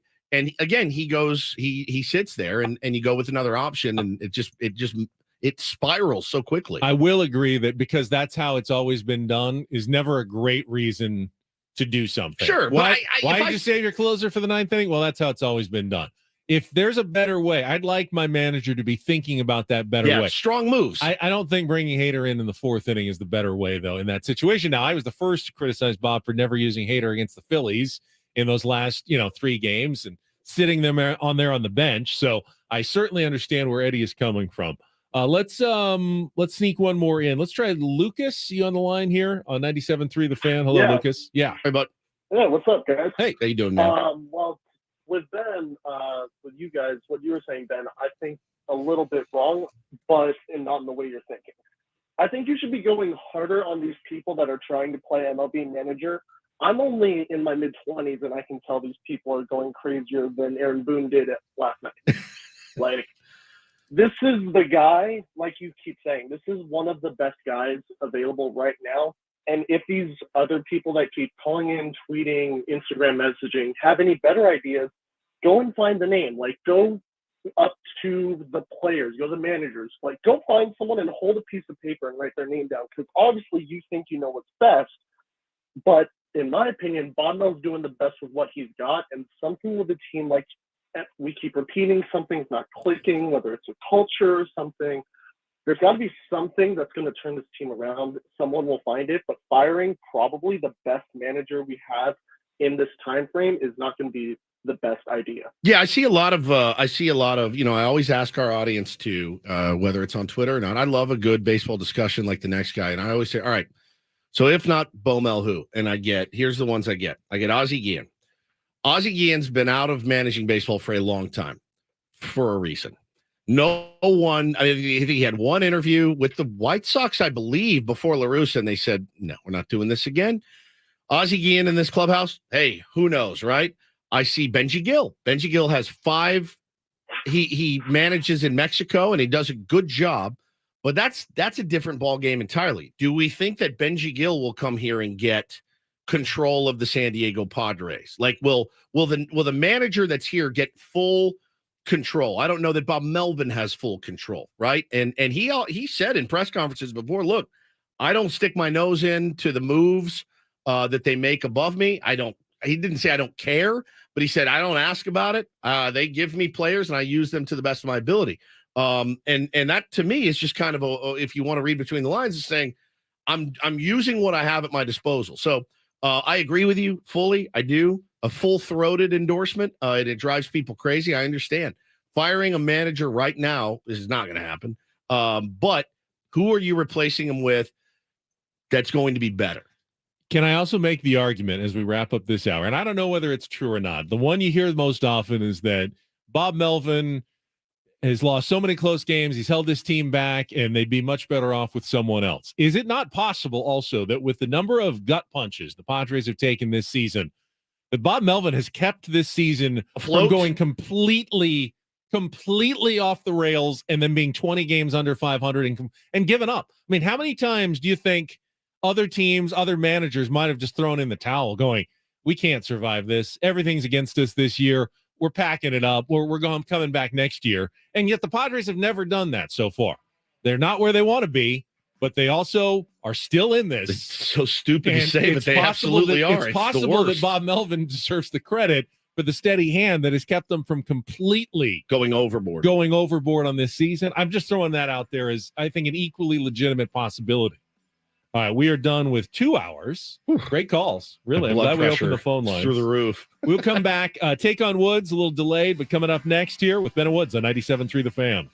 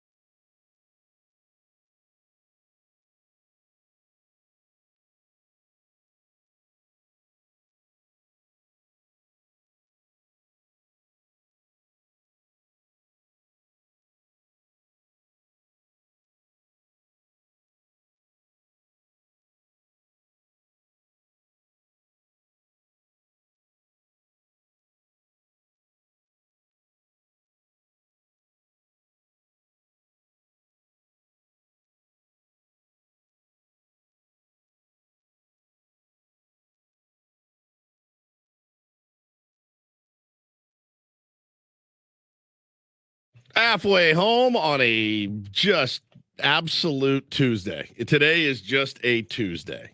That's the best way I can describe it. It's Ben and Woods, 97.3 The Fan. I'm Woodsy. It's Paul Reindl. It's Ben Higgins. Guy in the chat said these guys are such kiss asses. They did their whole opening segment of the show today. They didn't even mention the Dodgers series. I said, buddy, that's what we do every day. You must be a new listener. And if you are a new listener, we have a lot of new listeners in the YouTube chat this morning. Welcome to the program. Glad you're here. Just for the record, we warm up, we lube it up in our first segment. If the Padres had won 15-1 yesterday, which it looked like they were on the road to doing, we would have still opened the show the way we do. We like to get lubed up, get loose. Rarely do we dive right into last night's game. Just that you didn't know, I'm just educating you in a kind and gentle way. That's our foreplay segment. And we started off like that every day, just kind of shooting the S with each other. Rip your pants off. Yeah, and go you to don't just town. run into the room and go, here we go. I mean, some people do. I don't. I like to seduce a little bit. You got to kiss the neck a little bit, a little, and go from there. I love the tier ones who listen 20 hours a week. Me too. You guys are every insane. second of the day. And if you are there, then you probably appreciate it because we're going to end up talking 3+ hours of Padres baseball the rest of the way. Oh, yeah. If you're not, I do see, I understand, I'm only listening for 20 minutes a day. I'd like them to get right to it, but you're just going to have to listen a little bit more because we talk plenty of Padres baseball over the course of 4 hours every single morning. More than we would like sometimes. Sometimes, to be honest, for sure. More than we would like to do. So you didn't know. It's not your fault.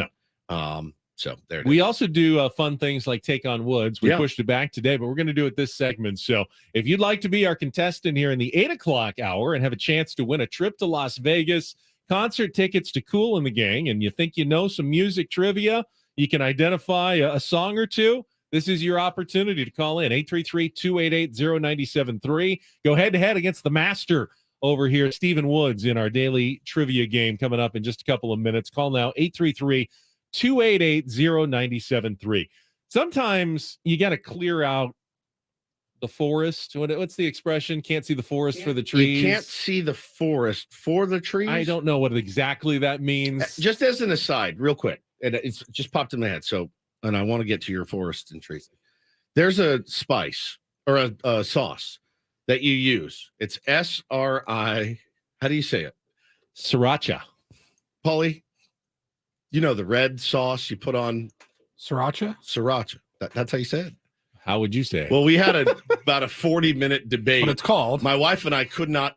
Sriracha? I always say Sriracha. Sriracha. I know that's not right. And she says, no, she said it wrong, and we were bantering back and forth on how to say it. How do you say it? Sriracha.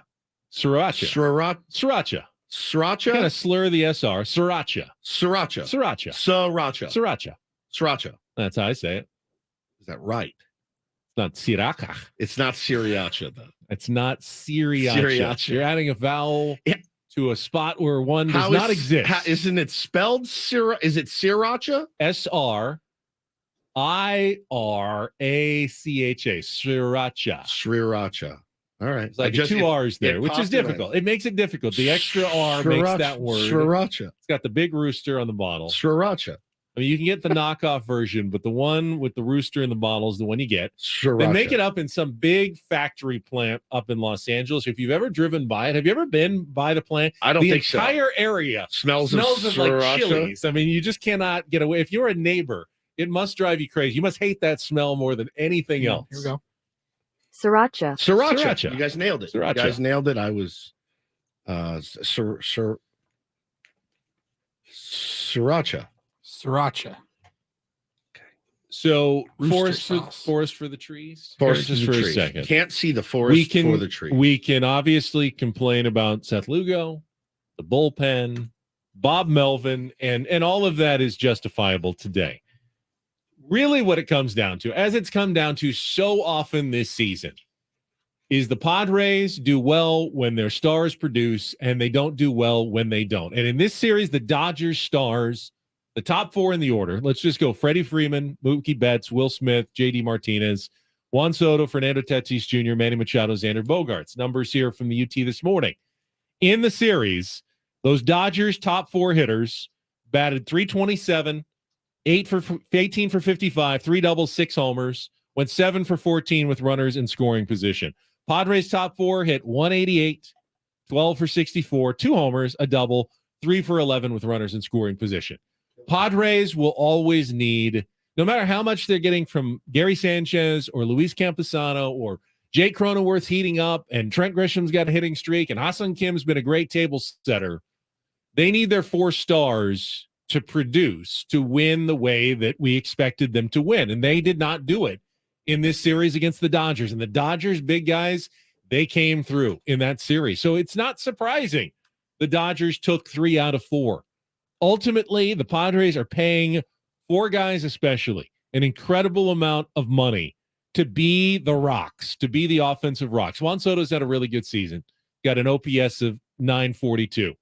The other guys have had their ups and downs and all have OPSs under 800. To me, 800 is a pretty big benchmark. If you're over 800, you're an all-star, you're an elite producer. You're under 800, you may not be bad, but you are not where the Padres need them to be. And Bogaerts, Machado, and Tatis have not been where the Padres need them to be. Tatis is slumping. Manny's cooled off. Bogaerts has just never totally got it going. You know, he gets some hits, but his average is okay, but the power numbers, the RBI numbers aren't there. Those guys, if you want to know a reason why the Padres are 3 games under 500 and not 10 games over 500, those are the 3 guys right there to me. I'll tell you, though, and you know, I hate to be the boomer take, but at this point, I when the lineup came out yesterday, I did go again. We're doing this again. Like, at what point does it make sense to jigger it a little bit? You can't. It's not a panic move. Like, it's not. By saying, "Hey, Xander, you know what, man? The double plays are costing us a little bit. We're gonna move you around." Now, Xander Bogaerts shouldn't be hitting in the 7 hole or anything like that. Nothing egregious. He's earned the right to hit in the top 5. You know, but it is okay to mix and match. And I know you want to get guys comfortable. I think the only guy locked into his position right now is probably Ha-Seong Kim, who continues to hit really, really well. But other than that, man, like let's move it around a little bit. Let's see if picture this: Ha-Seong Kim in the leadoff spot. Gets a knock, steals second base. There's Xander Bogaerts. Can't hit into a double play there. Then there's Juan Soto in the 3. Then there's Manny in the 4. How about Tatis in the 5? I like Tatis hitting higher to figure this out, but you know what I'm saying. At some point, you can move this around a little bit to see if you can't get there some was guys a lot going. of movement early in the season, especially when Tatis was out. You had injury. You had wrist from Xander. You had Manny slumping terribly. Like, guys are starting to hit a little bit. What is the best combination for them to do? We waited so long for the bottom of the order to start producing, and now, you know, those guys generally are. Both your catchers are producing. It's just this is when the Padres should be unstoppable, and unfortunately, some of their key guys now are not producing, and it's keeping them from really exploding. I mean, other than the 7-run inning, it was a struggle for the Padres. They got some runs on the board, sure, but those main guys, you know, didn't come through when they needed to. The guys came through yesterday and put up a 5 spot off the Dodgers starter. They did. And mostly the bottom of the order there. I know Tatis came through with the double. Yep. You know, and he's had some bad luck as well. That one came, you know, hit that one well, and it fell in at the right time. I mean, the productive outs I saw yesterday were fantastic. Juan Soto moved a runner over, get Manny, a sacrifice fly for Manny. Yeah. That's a ball game you need to win with a 5-run lead. Seth Lugo's got to do a better job at figuring it out. I know it's hard. I know it's really, really hard to do, but that's one you got to kind of, you know, you got to kind of grit it out and figure it out. I mean, they're a good team. I understand all of that, but man, you got them on the ropes a little bit, 5-0. You got their starter rocked, and you know, that's what happens. It's tough. It's a tough pill to swallow. All right, I hate it. Better late than never. Let's get to it. Let's play a little take on woods.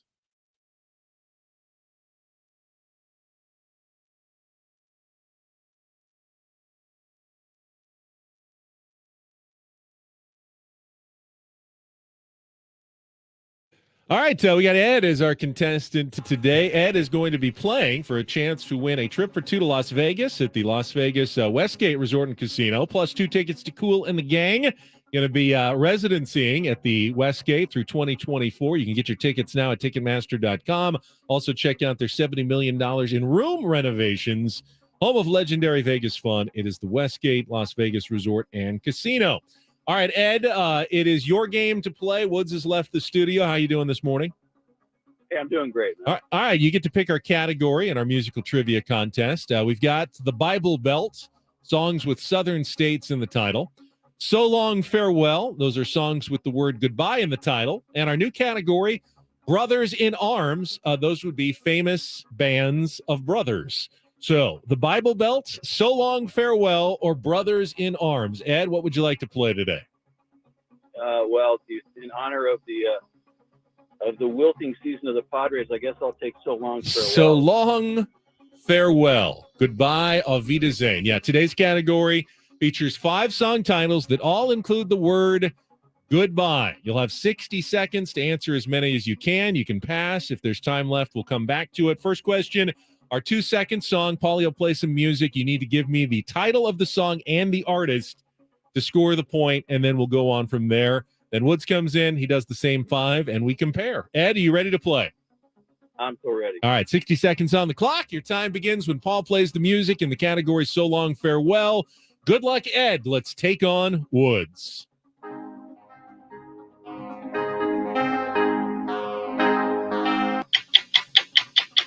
Supertramp. Correct. What's the song Name title? the song. Pass. Bernie Taupin writes about his desire to leave Oz and get back to the farm in which classic 1973 Elton John hit. Goodbye, Yellow Brick Road. Correct. Technically, the band Steam didn't even exist yet when a group of studio musicians recorded which 1969 hit with a title that begins Na Na Hey Hey. Na Na Hey Hey, goodbye. Not quite. Bon Jovi sings You and Me and My Old Friends, hoping it would never end, in which 1986 song from their Slippery When Wet album. Pass. A Crappy Purple Scion is just one of the ways she meets her demise, in which 2012 song from Train. Go back to our 2-second song. See if you can come up with a title. You got the band Supertramp. Yesterday. Goodbye, Stranger. It's been nice. It was Goodbye, Stranger. You did get Goodbye at Yellow Brick Road. It's Na Na Hey Hey Kiss Him Goodbye by Steam. Hear that at used to hear that at arenas all the time. Never Say Goodbye by Bon Jovi, and 50 Ways to Say Goodbye by Train. That was a tough one. Who knows? One might be enough. Hang on the line, Ed. We'll see. You need to at least tie Woods.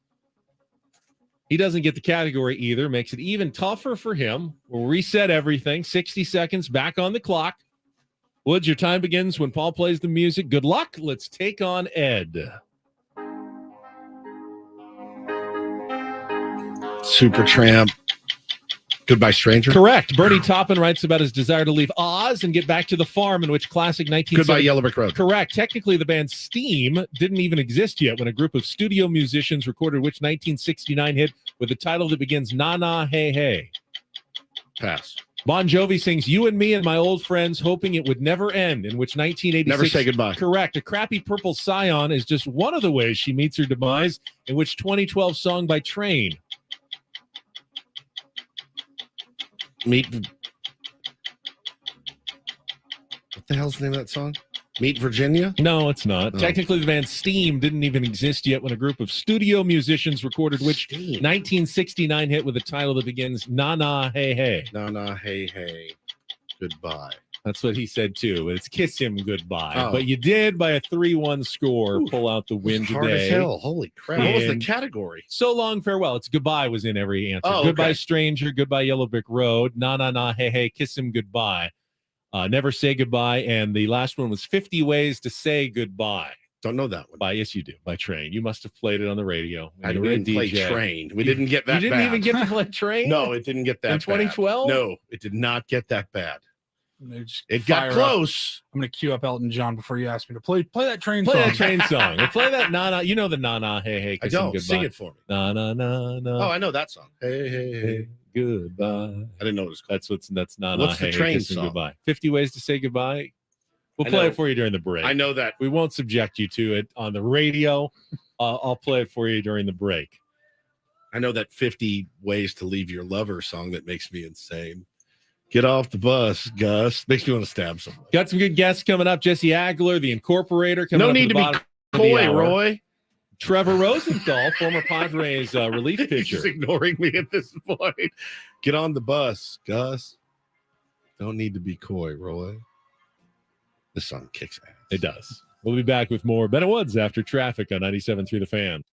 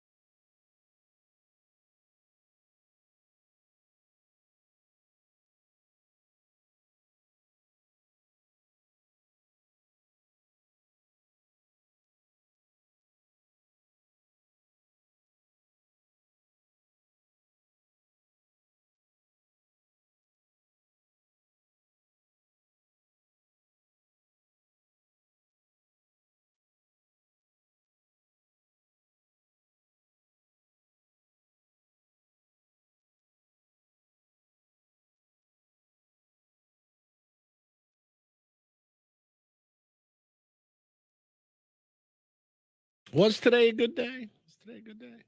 Today is a different day. Today is a different day. Good day so You're far. thinking of yesterday. That was not a great My day. blood pressure is probably higher today than it's been all year. I've been pretty zen, actually, for me at least. Speaking of zen, Yeah. like to see what Jose Ramirez did, trying to reach out and apologize to Tim Anderson. He says he's having trouble getting through to him. The suspensions came down for the brawl yesterday from Saturday. Jose Ramirez got 3 games. Tim Anderson got 6 games. Okay. I guess when you drop the glove first, you get a bigger suspension than the guy who reacts and puts you on your butt with a nice right hook, as Jose Ramirez did. But Ramirez trying to, I think, rise above it, be the better man, wanted to offer his apologies to Tim Anderson. I saw that yesterday. The managers both got a game, as did one of the coaches as well. Both players appealed the suspension. Clase got a game too. And that's right. Clase got a game as well. Both Anderson and Ramirez appealing the suspension so they can continue to play while they sort it all out. Yesterday, the wild card race, Padres did drop a game finally. After all the days in which they got a ton of help losing, didn't get much help yesterday, although the Mets did beat the Cubs 11-2. Pete Alonso hit a couple of home runs, but those Angels murdered the Giants. us. Yeah, the Giants man. were actually trailing the Angels 3-2 in the 9th, and then scored 6 in the 9th to hand the Angels their 7th straight loss yesterday, 8-3. The Angels in the torture chamber. They are winless since making all their moves at the trade deadline. That is hard to do. The Brewers beat the Rockies 12-1. Freddie Peralta, 13 strikeouts in 7 innings, dominating performance. And someone had to win and someone had to lose in the Reds-Marlins game. And once again, it was the Marlins who lost. Reds win that one 5-2. So Padres falling 4 games back in the wild card race. Still, though, 4 games closer than they were on July 18th, which was 3 weeks ago. Absolutely amazing. So, at that pace, you gain 4 games every 3 weeks, they'll be just fine. The universe is begging you to take it. They're begging you to take it. You are so set up to take it by just winning some baseball games. Everything is falling in your favor, and you got to think that the guys in the clubhouse realize that. Like, oh my God, the Diamondbacks are flailing, and this is happening, and that's happening. Like, I don't know, man. It's guy asked me yesterday, do you even want to make the playoffs with this team? I go, absolutely. Absolutely. I'll be gutted if they don't. But yeah, I want to see what happens when everything resets. Man. I think Joe Musgrove's health will be key. If the Padres do make the postseason, they need that top of the rotation in Musgrove, Darvish, and Snell to be performing. But if they have that, I don't see any team that is not worried about the Padres. Oh, of course. Yeah. I mean, even the Braves, even the Dodgers, they're all going to be worried about the Padres in the postseason if the Padres get there and are reasonably healthy when they get to October. Now, at some point, you feel like the number of games, and I added yesterday's to the list, by the way, 20 excruciating losses. Is that fair? Yeah. Yeah, definitely on my list of excruciating losses. That was I call that a wall kicker. That's one where you walk by the door or the wall and you kick the wall. Sure. I did that yesterday. At Sorry, some babe. point, you feel like that it's going to come back and haunt them. Even if they play well at the end, they're going to be, 2 games out with 4 to play, and you're going, man, there were so many chances they had this season Lamenting, that they let slip through their fingers. Just lamenting some of these horrific losses. And maybe they won't, and maybe they will overcome it all. But as you keep adding them up and they just keep piling up throughout the season, there really has not been. I mean, I'm going through my list. The longest stretch between agonizing losses this season for the Padres was 2 weeks, between June 30th and July 15th. The Padres actually went 2 weeks without an agonizing loss.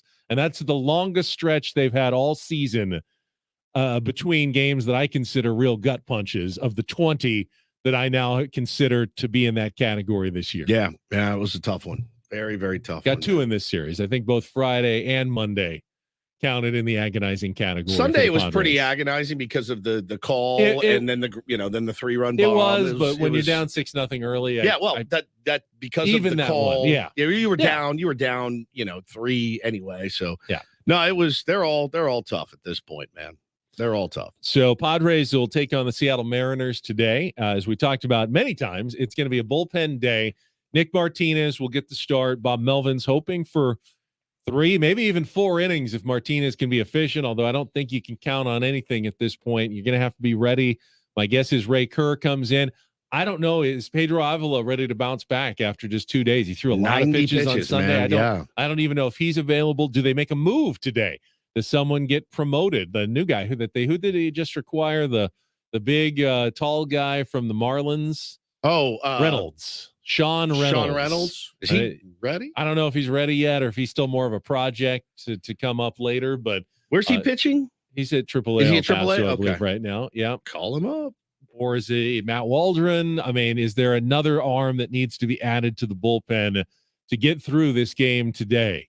Because, best case scenario, you get 4 out of series. This series. I mean, the series, like you said, best case scenario, 4 innings from Nick Martinez. You're covering 5. It's a 2-day series. There's an off day on Thursday. Blow it out. Josh Hader in the 4th, like that and caller suggested. You got Darvish going on Wednesday. I mean, no guarantees ever, but you figure both Suarez and Hader should be available for back-to-back days because they haven't pitched the last 2. So you'll have the back end covered. Gives you 6 even. You should be in good shape tomorrow. It's really today. That's the question mark for the Padres. They need to get 6 innings from some combination of Martinez, Kerr, maybe one other guy. Maybe Cosgrove can give you an inning there, and then get to the back end and try to find a way to win this game today against the Mariners. Yeah. Speaking of Seattle, that's where Jesse Agler will join us from as we get our weekly conversation with the voice of the Padres and play the Incorporator always on a Tuesday. What? We're having a problem here with the computer. Don't go to break. Okay. We will just remain here then because Paulie is frozen. Our engineers were doing something. What a Tuesday it is. Hang on. Interesting. Hang on. I'm looking up Logan Gilbert's year, Ben. See what the Jacksonville Jaguars did? No, I didn't. This is my emergency material. This is your emergency material. All right. So I saw this tweet from Scott Hansen, the host of the NFL Red Zone. So the Jaguars have installed smart urinals at their facility. Oh, I did see a story about this. Basically, like Steve Ballmer toilets. Yes, but it's so they actually detect whether you're getting the proper hydration when you go to use the facilities, and you go into the urinal. It will actually give you a data readout on your level of hydration, whether you're getting enough water. Freaking incredible! It's now they're not cheap. I saw that they put a lot of expense into this. It analyzes your urine. Yes, it does. Gives you an instant urinalysis right at the urinal in the bathrooms for the Jaguars. Now, maybe you say this is cutting edge. This is what's going to be lifting a team on the rise up that next level to get to Super Bowl champions. Because of their urine. It's all about the attention to detail. Okay. Now, I'm not mad at it. Now, there's an analog way to do it as well. I saw the Texas Longhorns. They just have a chart at the urinals, and there's different colors of yellow, and they show you if it's this color, you need to drink more water. Wow. If it's this nice light golden straw color, you're hydrating like a champion. And that's a much cheaper way to make sure that your players are getting enough water. That reminds me, I just need to take a little in swig here because hydration is very important, especially when you're trying to lose weight.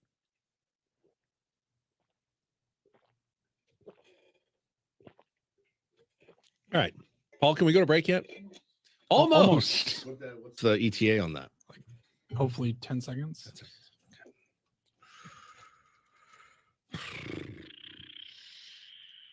Winning time's back. It is. I watched it last night. It's excellent. All right, let's go to break. Jesse Agler when we come back on 97.3 The Fan.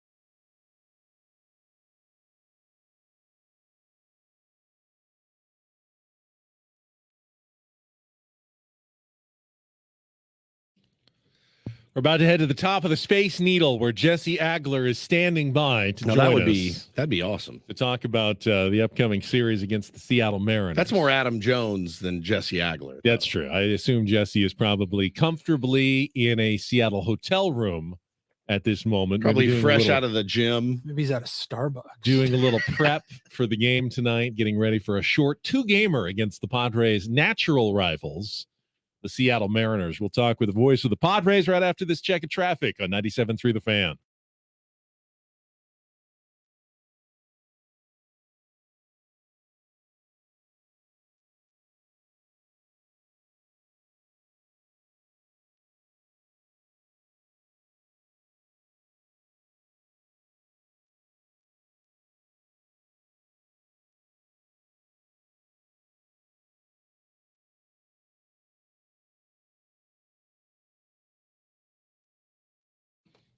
We go to our premier Chevrolet of Carlsbad fan hotline, where we are joined by Jesse Agler, and I'm not going to dodge it. I'm just going straight there.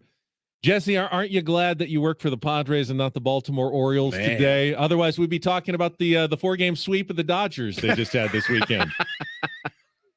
Really bad. That's really, so bad. really bad. Really, really, really bad. And, I've seen the word disgraceful thrown around describing that situation. That is not generally a word I use every day. That's a pretty big word. You kind of save that for things, and this is an appropriate use of that. I mean, now look, caveat, unless there is other stuff going on, that we don't know about, and that could be the case. Although, if it were, you feel like we would have heard about it by now. The Orioles would have said, hey, by the way, there's actually more going on. Best of my knowledge, they haven't done that. That's really bad. That's really, really, really bad. Do you know him at all? No, I haven't met him. We only played him obviously in the past, fairly irregularly. So we see them on the next homestand, and I hope he's there to be able to catch. I saw a report it's supposed to be returning to the booth on the 11th, so he should probably be coming to San Diego. But if you missed it, I think everyone's seen this story. What seemed to me, Jesse, not only it wasn't criticism, it was context. It was statistical context to actually praise his own team and their turnaround against a tough foe that they've struggled against. I hope to hear the same speech from you in like 10 years after we finally figure out the Dodgers. I hope you to hear the exact same thing. I mean that's the equivalent, right? Like if next year the Padres win the season series from the Dodgers, you will hear us say something along the lines of, after 13 straight years of the Dodgers winning the season series, which, by the way, is the record in the divisional era for one divisional opponent winning a season series against the other. The Padres have finally done it, and people will be happy about that because 100%. It's good news. Yes. It's good news. Yes. I mean, it's just the most absurd thing ever. And look, there are, as I think people in my business know, a couple of organizations that you got to be a little careful about. And I'm not going to name names, but you just sort of know there are a couple of teams and a couple of owners where you go, I don't know if that's the best place to land. Now, look, these jobs are so few and far between. All of us, are sort of in this position where if there's an opportunity, you got to take it, right? So I'm not criticizing anybody who works for them or any other team, because job is a job. But we certainly are aware of a couple of spots that you got to really sort of go, okay, I know what I'm getting myself into. And that's unfortunate because, again, and you know what the craziest thing is? I usually do radio, but sometimes I do TV. What I think a lot of people don't realize about TV is, I'm talking normal casual fans. When you're on TV, it is a team sport, right? Radio, it's me, Tony, Dave. We basically talk about whatever we want for as long as we want in as many ways as we want. On television, you're really not having many conversations that are not set up by the producer and the director and all the really hardworking men and women who are in the truck, because they got to prepare graphics to go along with it. They got to prepare video to go along with it. This is stuff that literally takes all day to put together before the game starts. So that was like in their game open. Hey, everybody, welcome to the Tropicana Field, blah, blah, blah, blah, blah. That was all pre-prepared, ready to go. And by the way, the statistical information was taken out of the game notes prepared by the Baltimore Orioles public relations staff. They did not go rogue. This was not something they said, hey, we're going to take our shot here. Yeah. They were literally just regurgitating information provided by the team. So it's absolutely bonkers to me that this would be something even remotely controversial. But again, there are a couple teams we all know we have to watch out for. This absolutely killed me yesterday. We are talking to the great Jesse Agler here on Ben and Woods this morning. I went up to see the boys, as I do sometimes when I'm at the ballpark, and I popped in to see Don first, said hello, and then went in to see Jesse and Tony.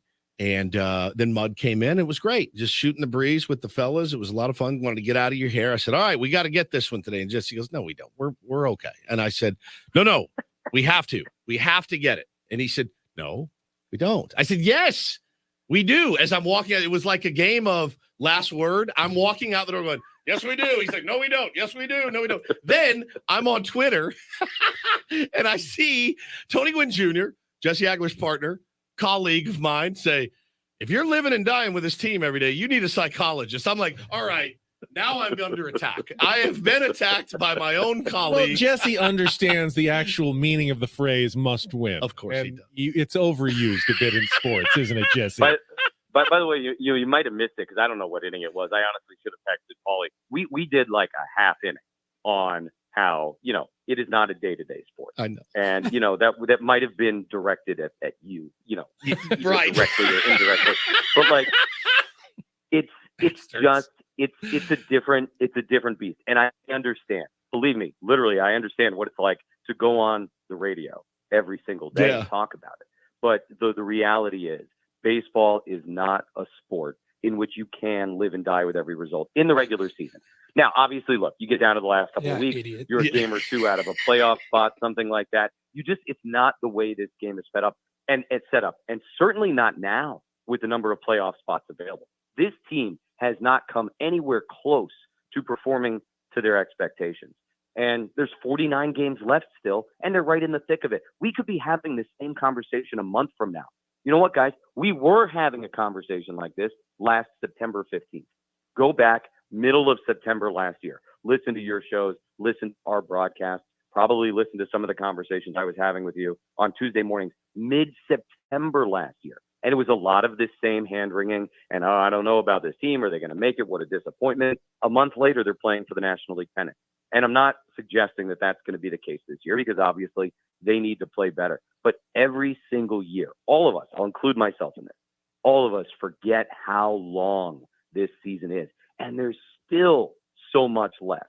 That does not get rid of the fact that things need to be better. I don't want it to sound like I'm saying everything's great. It's not. They got to play better. There is certainly a little bit of thin ice, it feels like, when it comes to the pitching situation right now because of the Musgrove injury and some other stuff.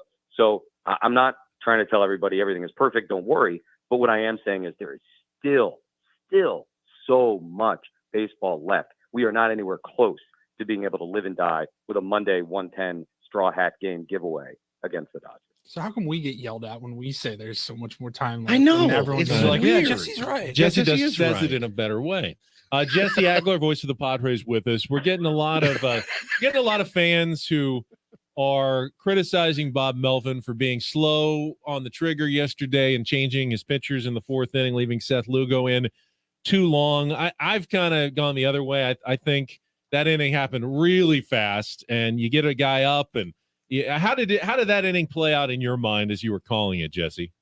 Yeah, I wasn't. I think the Betts slam obviously was the big hit of the inning, and that was the one where you go, uh-oh. I think we had sort of gotten to the point where we realized that was going to be his last batter. Like, all right, this is going to be it. You go 3-0, you're not in a place you want to be against Mookie Betts, who's just as good of a hitter as anybody alive right now. And then, it's a worst case scenario in that moment. Even if he walks right there and they go get Lugo, it's like, all right, here we go. But, he provides the blast that pretty much it felt like ended the game right then and there. So, I mean, it was getting ready to be a move, but look, you don't want to burn your bullpen. Obviously, Bob knew what he was facing today with what's essentially a bullpen game in Seattle. And beyond that, Seth Lugo's a guy that's earned some trust this year. Seth Lugo literally in his previous start went 7 innings at Coors Field. I know the Rockies aren't very good, but it's still Coors Field. Yep. Not easy to pitch. And he was able to figure that out and work through it. So I think, it's different with somebody like Lugo who's been going the way Lugo has been going, as opposed to maybe somebody else who hasn't earned that kind of trust. And again, you're trying to manage a bullpen knowing that you've got, a pretty big hill to climb here today in Seattle. No, I agree. It's hard, and obviously managing with hindsight's super duper easy, but there's just there's so many innings you got to cover and not a lot of guys to cover it. And I wanted to see a little bit more of I'd like to see from Bob Melvin when you look at it after the series. Of course, you go, well, there's Josh Hader, and some caller made the point early, sitting in the bullpen for 4 games. Sure, like when you get on the plane yesterday, you go, did I not use Josh Hader at all against the Dodgers in a couple of decently close games? And it's got to be so difficult to know when to make those moves, Jesse. But for me, I'd like to see Bob make more moves to cover his own rear end, from time to time, moves that you can defend, even if they don't work out. It's just about like almost stronger, more confident moves. So you want to see action for the sake of action? Is that not necessarily. Like we had a caller say you should have put Hader in the 4th yesterday. I said, well, that's an outside the box way of thinking. I hate to, no bad ideas in brainstorming, but a Friday night. And of course we don't know the situation with Josh Hader and what he wants to do and what he's comfortable doing. We do know a little bit of it. That's been in the paper. Yeah, that's true. I'm not going to rehash it directly in this moment, but I think we all do or should have a pretty good sense of that situation. It's fair. It's fair. Yeah. I mean, it just, the game can get away from you so quick. You saw Dave Roberts, kind of, in my opinion, on the quick trigger. But again, managing from first place is certainly a lot easier to do than when you're scratching and clawing for a wild card. The other thing is, at some point, and we did see it in the game that they won over the weekend against the Dodgers, the offense has to pick guys up. Getting down 3-0, 5-0, even frankly 8-5. Shouldn't be a death knell for a good team. And so look, it's very easy, as you said, you drop 3 out of 4, and what we all thought was a big series going into it. It's easy to point to X, Y, and Z, and there's a million things to point at. But what we saw in the win, what was it, Saturday? 4-game series always messes with my head. The Saturday game, coming back and winning, that's the sort of thing we sort of thought would be happening, I think, on a fairly regular basis this year, and it really hasn't. Jesse, it's about time for the incorporator. I know Woods has been coming up. I got one if you want. Do you? Okay, good. He'll absolutely knock this out of the park. But each week, Jesse Agler gets his crazy vocabulary word from us, and then he works it into that day's game, calling it on the radio with Tony Gwynn Jr. here on 97.3 The Fan. We've tried all kinds of different terms. I'm going to go back to one from the cooking genre because I always like those ones. I think they sound funny in a baseball broadcast. So today's incorporator word for you today, Jesse, is chiffonade. Oh, I like that. Chiffonade. It is CHIFFONADE. It means to shred leafy foods such as lettuce or herbs very finely with a knife. I'm not good at that. Yeah, I love chefs who can really just quickly chop it all up, and then they chiffonade the herbs. Yeah, you get all the basil and you bunch it together. Yes. Roll it up and bunch it, and then I know where that comes into a baseball game. I have no idea, but that's Jesse's concern at this point. Chiffonade. Tune in to find out. I love you. Thank you for putting the dunce cap on me once again. It's one of those weird road games that starts at the same time as Padres home games, which always confuses me, but it's a 6:40 start. Okay, 6:40. 5:40 pregame show here. It's on the West Coast. No one needs to adjust to anything today, Jesse. We'll hear from you later tonight. Thank you so much. You got it, guys. Good to be out west. Thank you, buddy. There he is, Jesse Agler on our Premier Chevrolet of Carlsbad fan hotline. Save money the right way with Premier Chevrolet of Carlsbad. Visited them today in the Carlsbad Auto Mall. Chevrolet, find new roads. He's just the best. He's the best. You feel a little bit justified when Jesse comes on and echoes a little bit of what you're saying, because he is such a voice of reason. And I do appreciate that from him. I do. Right? I do as well. Yeah, I do. You can't go through, as much as we watch every single game and every single inning, he is calling every single pitch. Literally. He doesn't get to take a bathroom break. He doesn't take 5 minutes to go fix, some food for their kids. He sees every single pitch. He calls it. If you lived and died that way all season long, just like if you're a player or a manager, you go insane. If every pitch was life or death for 162 games, you would not make it. I don't think you have. When you're inside of it, And I think it's one of the reasons why it always looks like players and coaches don't care as much as we do as fans. It's self-preservation. They have to. Because if they cared as much about as fans did, when you like look at the score and you're like, it punches you like, oh, they're down 8-5. What happened? And you just feel sick to your stomach. Rage, yeah. If they lived like that on every pitch, knowing my livelihood, my future earnings, my job satisfaction, my job security, all rests on this. What a fine line. You would not make it if you had that much invested emotionally, like in every single moment of the season. So you have to detach a little bit over 162 games. Yeah, it's a fine line. It's really a fine line. Care also. You can't not care. Yeah. But you also have to be able to put things in perspective. It's got to be the hardest thing to do after a game like that, especially if you're a pitcher. Barlow goes out and gives up 5 to show up to the ballpark today and be like, "What's up, fellas?" You also have to do it after gnarly. wins. You can't just show up and go, "Hey, everything's fine. We won the game. I don't need my work." Yep. You can't do that either. Jesse, all guests appear on our Premier Chevrolet of Carlsbad fan hotline. Save money the right way with Premier Chevrolet of Carlsbad. Visit them today in the Carlsbad Auto Mall Chevrolet. Find out. Did I already say that? I think so. All right. Well, we've got another guest coming up. You might remember Trevor Rosenthal was a short-time Padre back in 2020, but was one of our favorites when he had him on. And we're going to catch up, and he's got some post-career perspective to give. Coming up next year on 97.3 The Fan.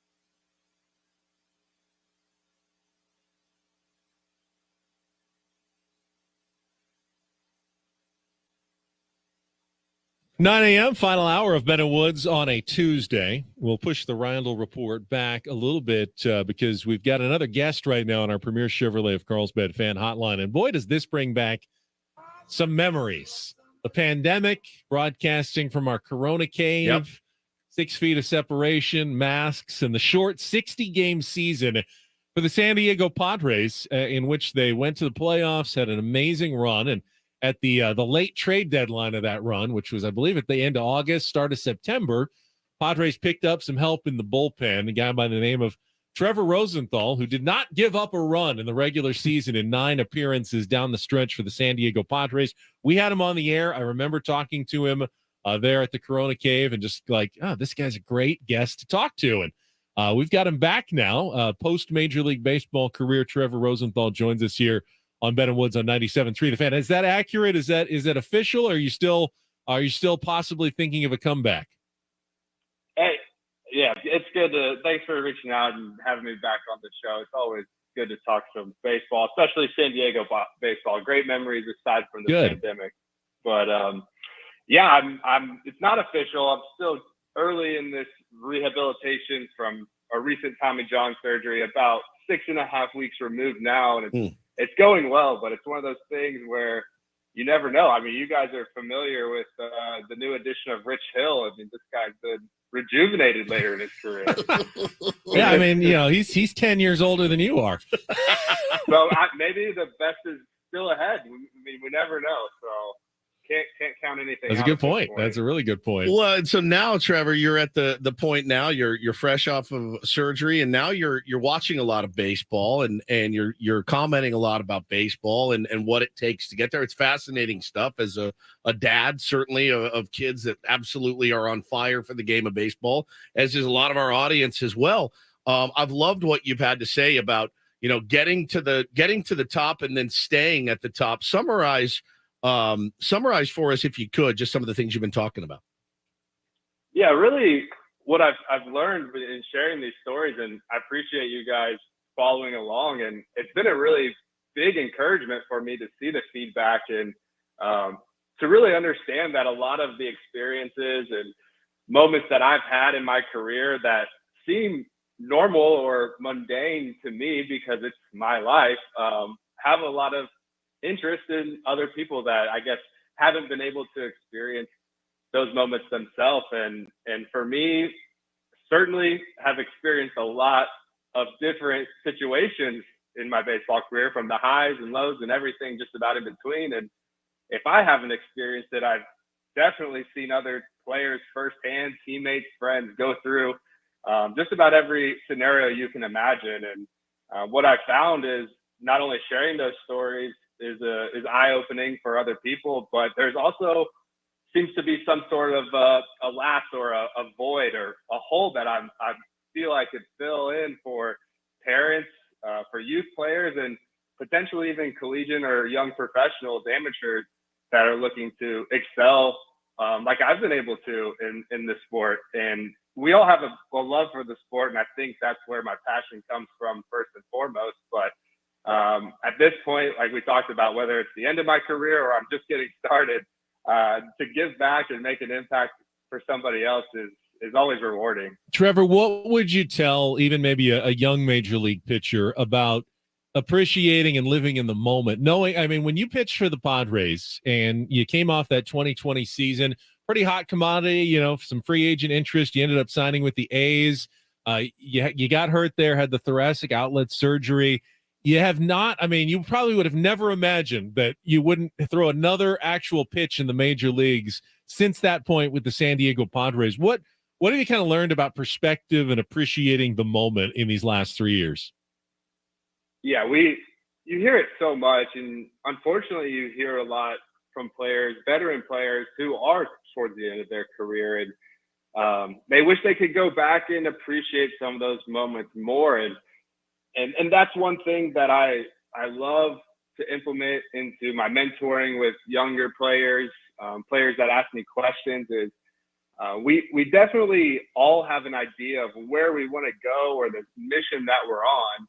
Rarely does it end up exactly how we imagine. A lot of times better, sometimes maybe worse.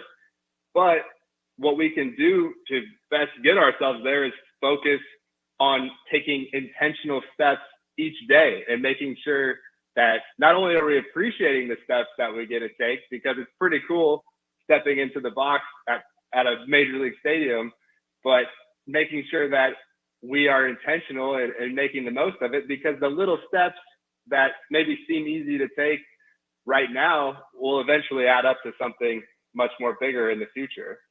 Well, and you talked about your first spring training and, basically some great stories about your first spring training. My first spring training, I showed up early each day, not knowing what to expect. I figured it was wise not to be late. That's probably strike one on a young player if he's kind of casually walking in late. Wanted to ask you, you came up with the Cardinals, and I mean, you had some real baseball legends that you were coming up against. When you got to spring training as a rookie and thought, all right, I have a decent chance of making this. Fill everybody in on kind of how it went for you your first spring training.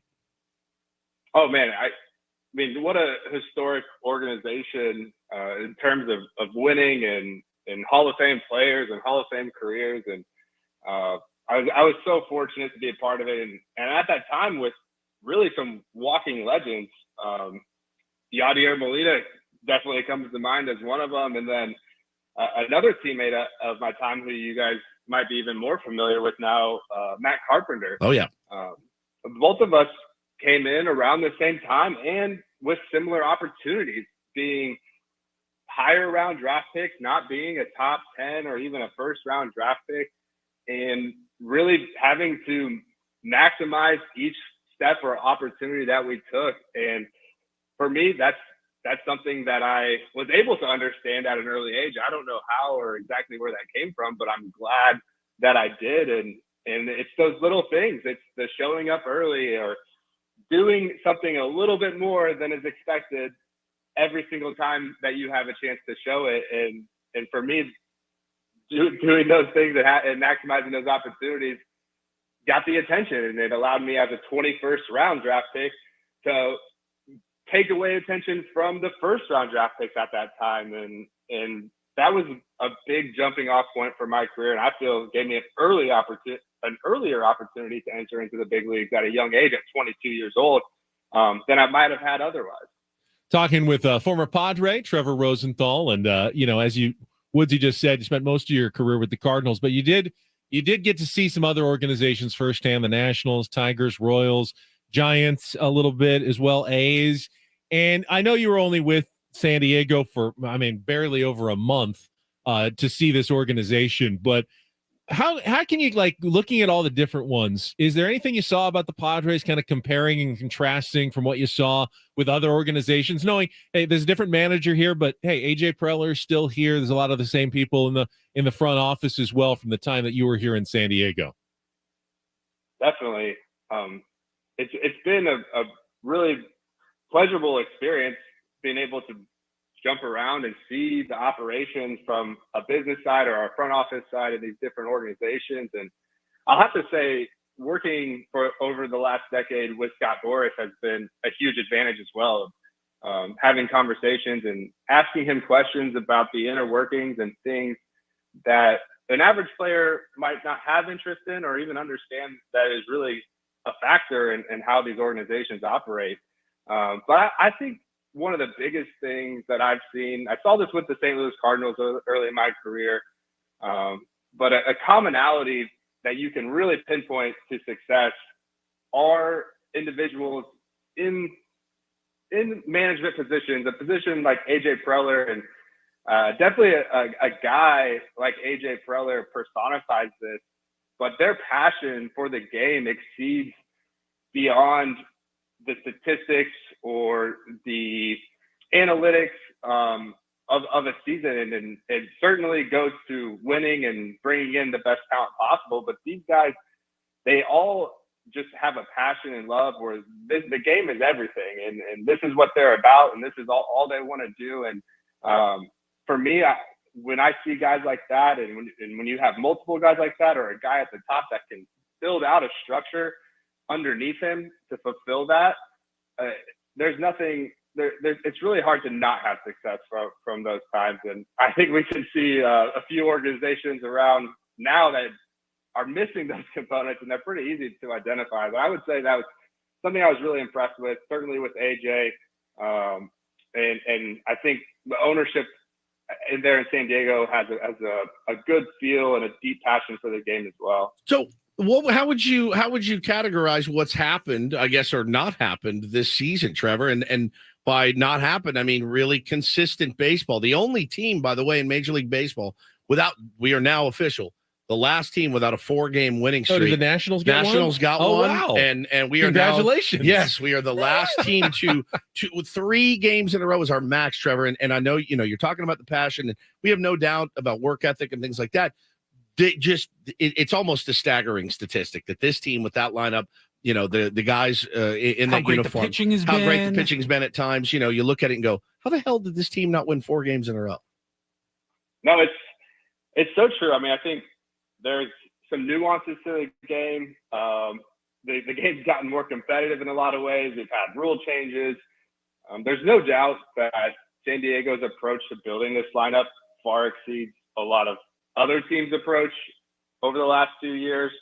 And I think really with all teams, and especially this year with the rule changes, and a big part of what has kept me employed and kept me having opportunities to play at this level is the lack of pitching. I mean, pitching is a commodity. It always has been, and I think it always will be. And when you're a team like San Diego at the trade deadline, making a push, looking to acquire the top talent that you can possibly acquire, and Rich Hill is at the top of that list, I think we see that. We see how the pitching becomes a commodity. Yep.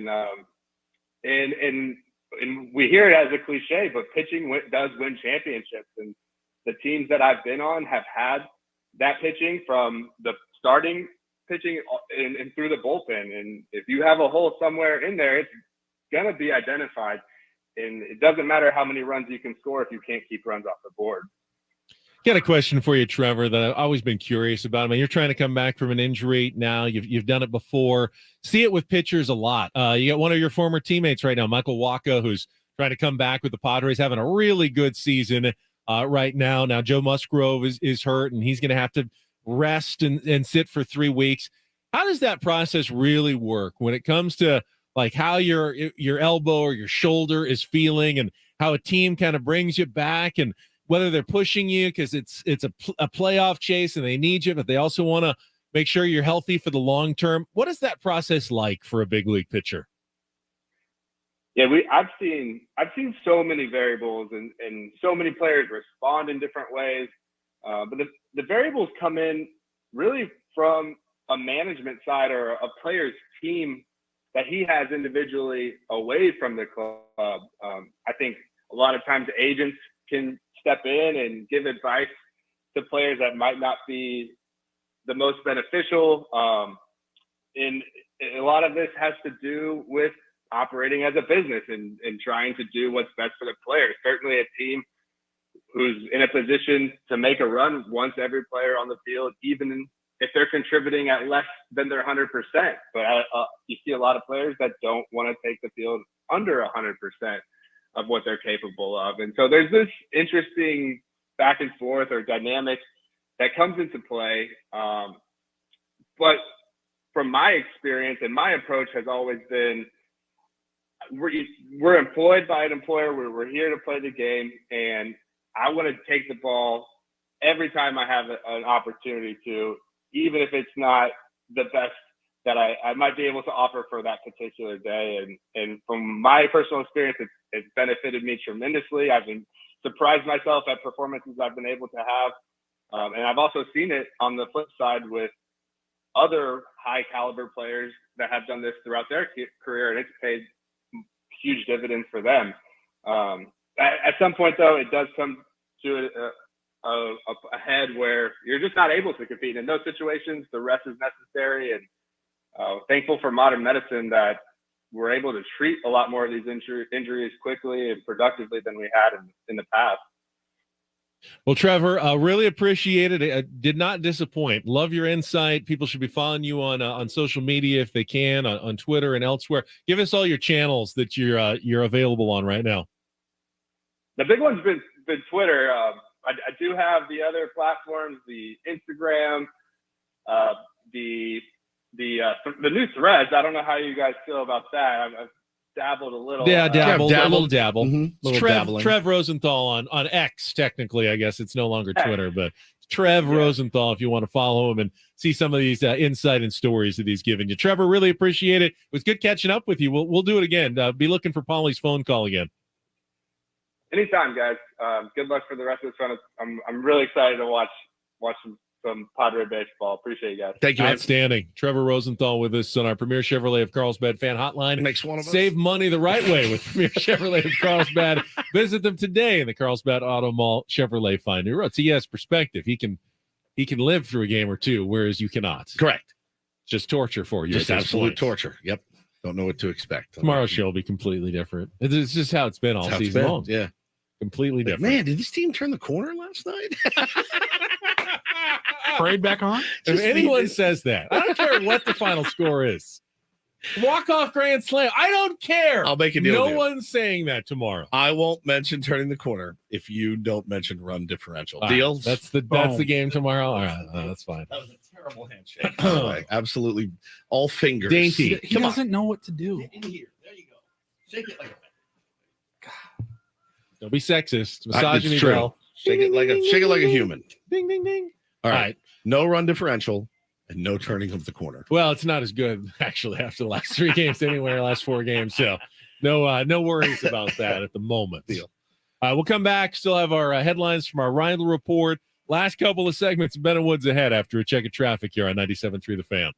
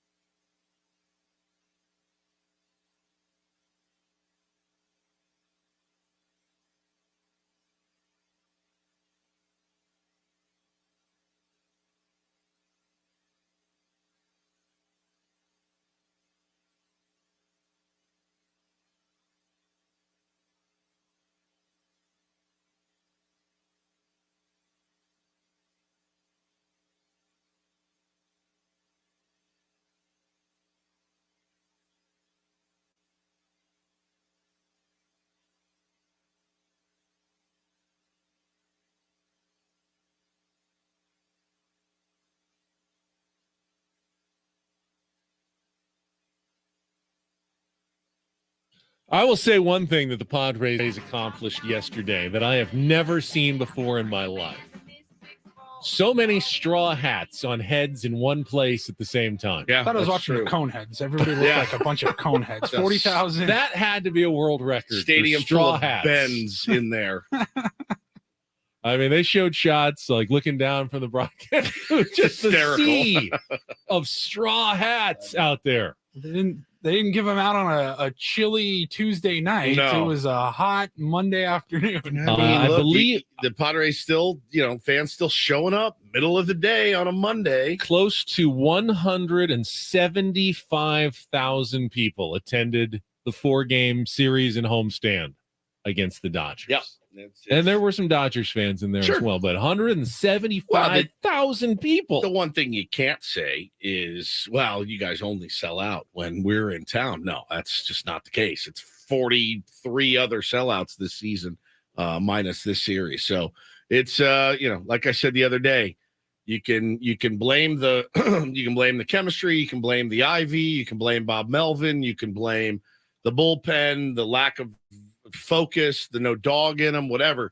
Do not blame the fans in San Diego. That is they are infallible, absolutely infallible this season. There's nothing you can point to say, well, you guys haven't been showing up. Of course we're playing like crap. No, they've been showing up Monday afternoon, Tuesday nights, Wednesday evenings. It does not matter. So know that, San Diego fans, take some solace in that. Yu Darvish was solid in the loss on Friday. Blake Snell was okay in the win on Saturday, but pitching ultimately let the Padres down this series. Dodgers scored 34 runs in 4 games. You have not seen any team do that to the San Diego Padres this season. And yeah, it's the Dodgers. They got a good lineup, and they absolutely have the Padres number. I'm curious to see whether or not, though, I guess the fear would be that this is a sign of things to come with Joe Musgrove on the IL, with Michael Wacha not back yet, with Rich Hill at least unproven in a Padres uniform.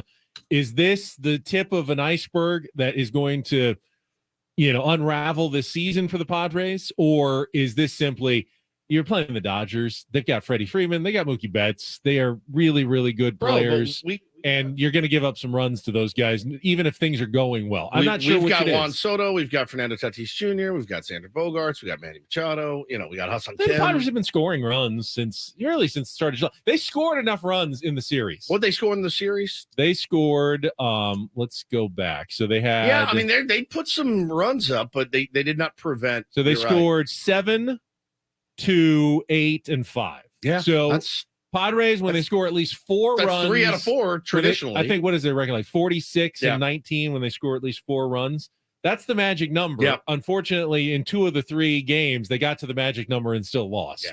So it wasn't necessarily the offense in the series. It was more the pitching in this series for the Padres. But yeah, you go back and, in 11-8 in their wins against the Rockies, they've been putting up runs fairly consistently since the start of July. They need to keep that going, but the pitching can't drop off a cliff because of injuries.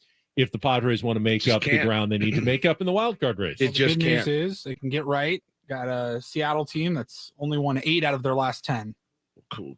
Logan Gilbert on the bump. He's pretty nasty. 9-5 with a 3.86. Mm-hmm.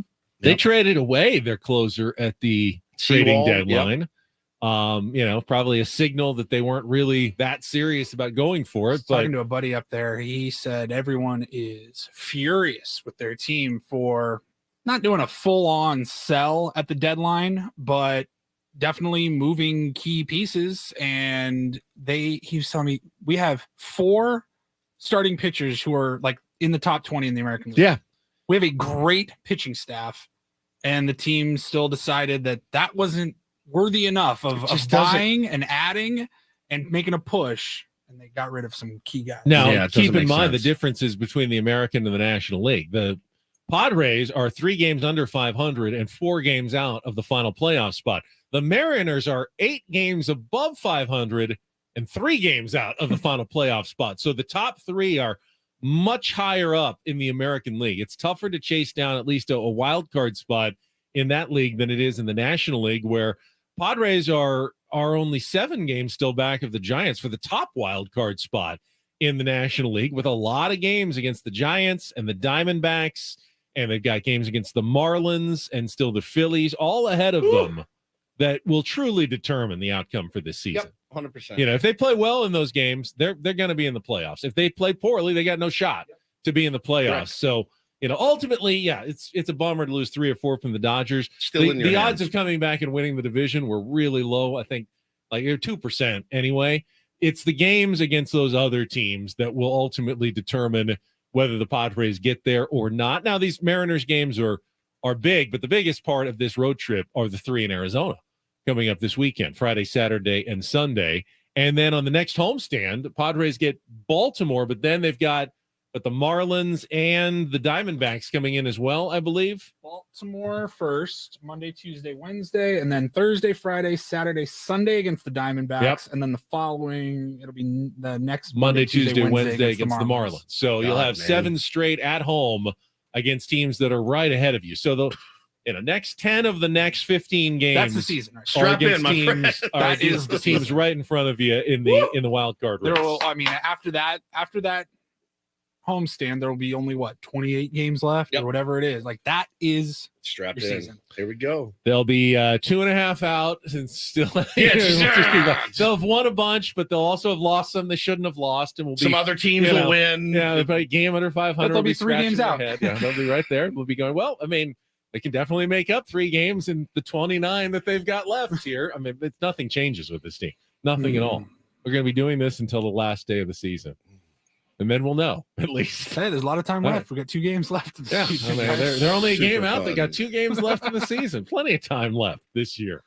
All right, let's take a time out. Paulie's going to get some headlines, some other stuff going on in the world of sports, including, I guess they've named a replacement for Shannon Sharp on Undisputed. I didn't see this yesterday. What a pick.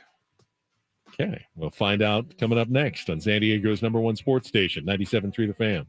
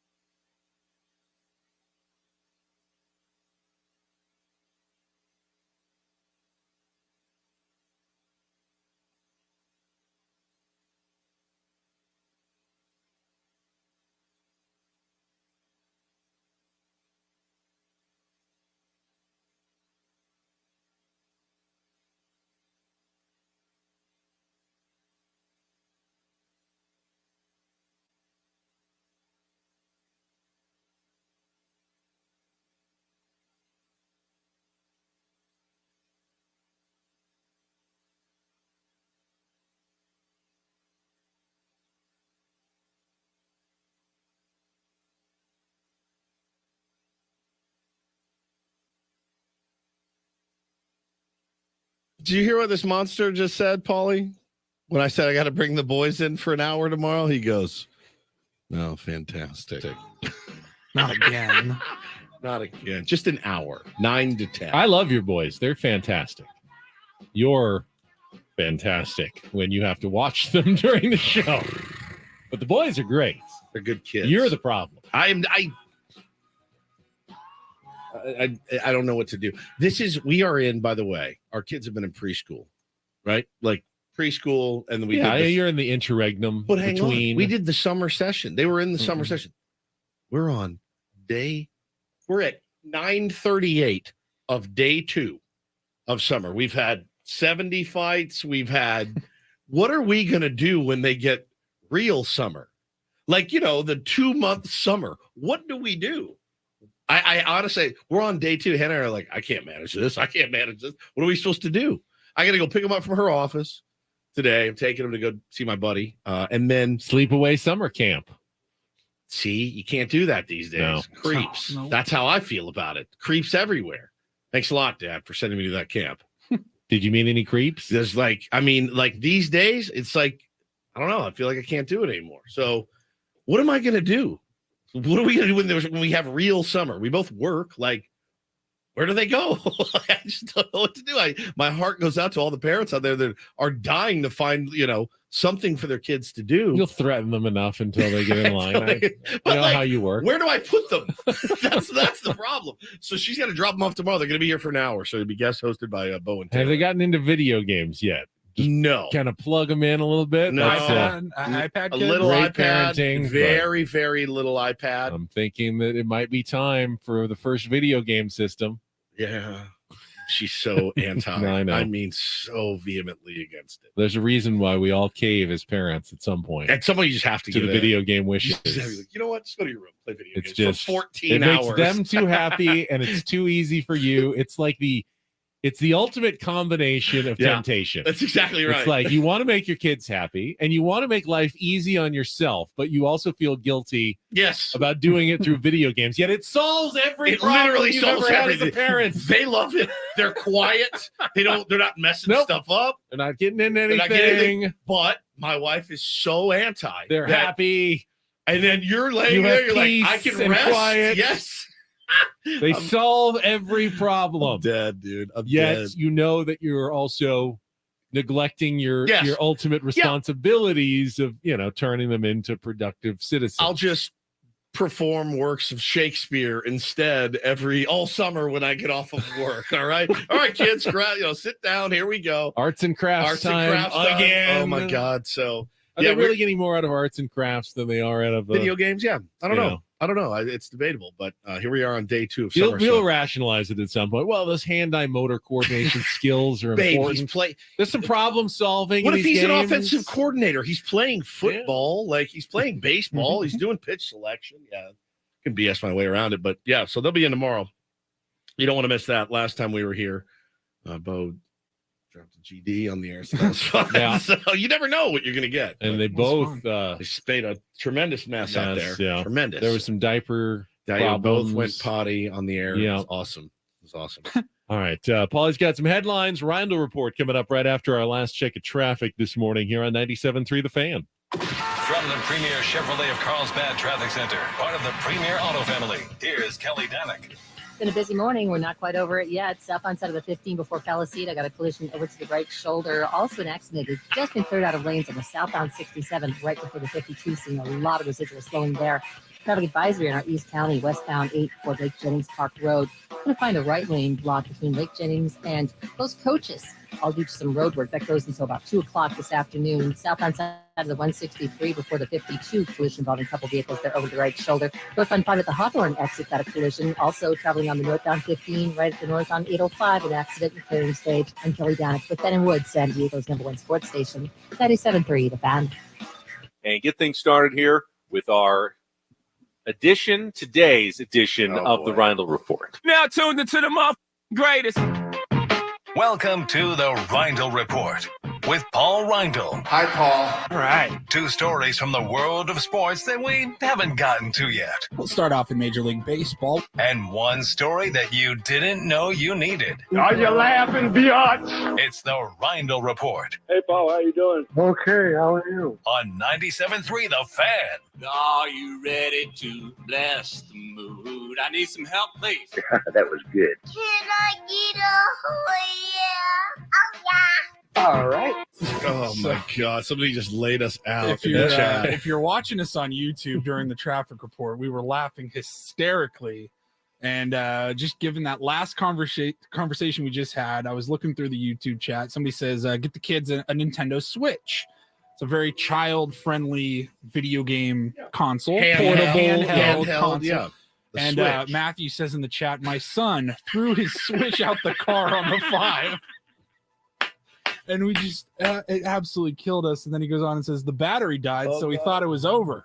So he just yeeted it out the back window going 75 miles an hour. Yeeted is one of my favorite words, by the way. Just, all right, that's it. Cable goes out. He just rips the TV off the wall, throws it in the garbage. Like it's an apple core or something. An apple core. Guess I finished that video game. God. Dad, I need another one. Dada, can I get another? This one's empty. Bro, that's one of the funniest things I've ever heard in my life, man. Holy cow, that was brilliant. What do you- No, you're like, well, all right. I mean, oh, it's so good, dude. That is so fantastic. Thank you for that, Matthew. Made our day, man. All right, let's get started here. We've been following I hate the death grip that these debate shows have on us in sports media, but we've been following Undisputed. I love the death grip they have. I on think us. that's No, the I worst hate it. opinion It's terrible. you've ever I think had. it's great. You This don't is know what you're incredible. talking about. Shannon Sharp out at FS1. This was a couple of months ago. Him and Skip Bayless got into it, and that relationship was severed. And according to Andrew Marchand from the New York Post, who's very dialed in sports media, says that Richard Sherman will be joining Undisputed, and he will be debating Skip Bayless. It has not been official yet, but the offer, it's been agreed upon. And FS1 said they also have some interest in Keyshawn Johnson, maybe bringing him over. I believe he's doing ESPN Los Angeles still. But Richard Sherman, he has been getting into the media a little bit after his football career. He's still going to be a part of Amazon Prime's Thursday Night Football studio crew, but he will be doing the Monday through Friday morning debate show. And if you're curious how that might sound, well, they actually have some history, Skip Bayless and Richard Sherman. I had completely forgotten about this, but this was when Richard Sherman was an active player in the NFL. I remember this. During his, he had like a 3 or 4 year window where he was the shutdown premier cornerback in football. And he joined, this was Stephen A. Smith and Skip Bayless, the first real rendition of First Take on ESPN. But listen to how this interview started. How good do you really believe you are? Because you got people out there looking at you and saying, he's just talking smack. How good do you believe you are? Well, I believe my numbers speak for themselves. I mean, my tape speaks for itself. My tape is my resume. That's what I leave it up to. I mean, you can say whatever you want. Skip can say whatever he wants, but Skip, whenever you refer to me, whenever you speak to me, whenever you address me as all-pro Stanford graduate, because those are some accomplishments you can aspire to. You will never accomplish.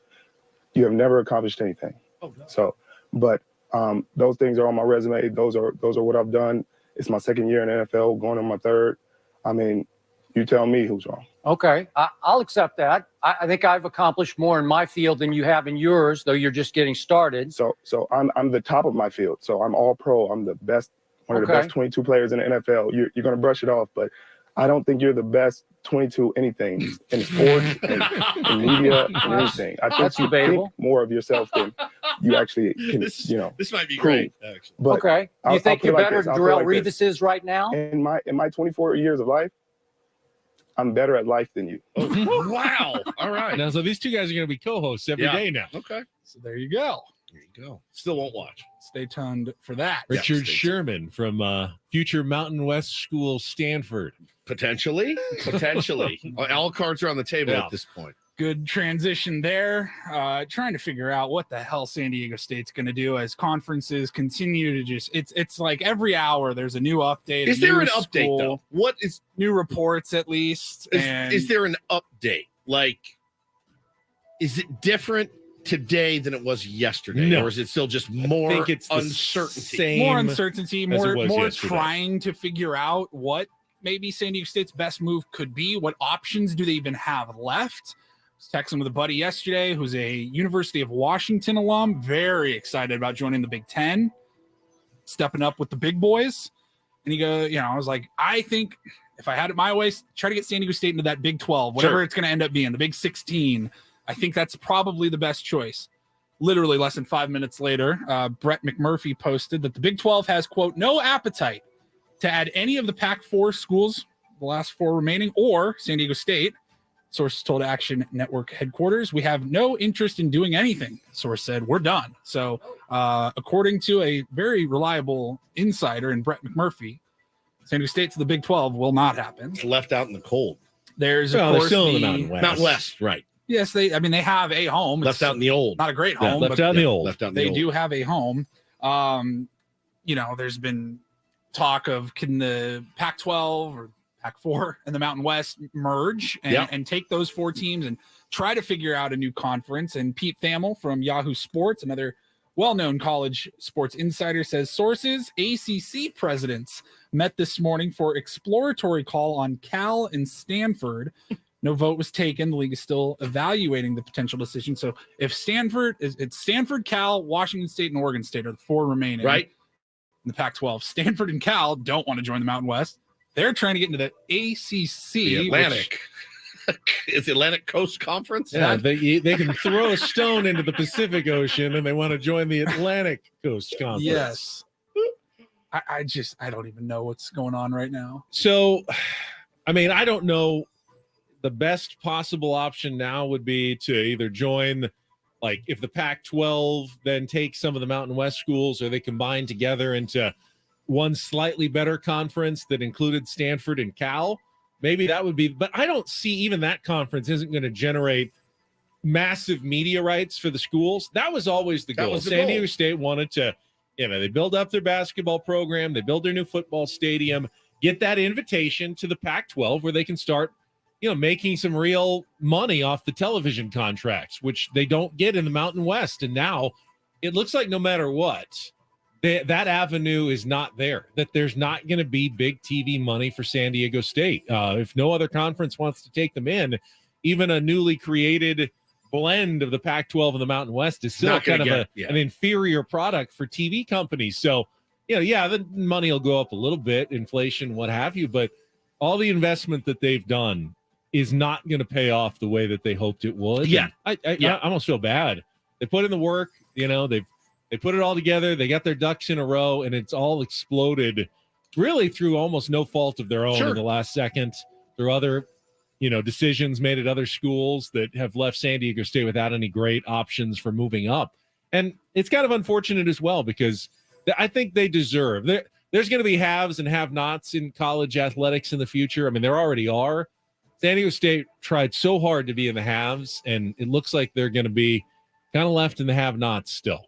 In the Mountain West Plus or something, some ridiculous iteration of it, man. Yeah, and it's just a lot of uncertainty right now, and it's a bummer. It's certainly a bummer. You want big time college football here. It's certainly lacking. Now they can still have some success on the field. Sure. The college football playoff is now open to them. If they can win the Mountain West, go to that college football playoff, that would be big. But again, it's not going to change the financial success of San Diego State. And they were really looking to move up like the Jeffersons, essentially. They're looking for that deluxe apartment in the sky of college sports. And right now it looks like they're still going to stay, near the ground floor when it comes to it, which means it's going to be harder to, improve facilities and do what they ultimately wanted to do and become one of the bigger boys. Take that route that TCU and Utah did when they went from a Mountain West school to TCU is now, perennial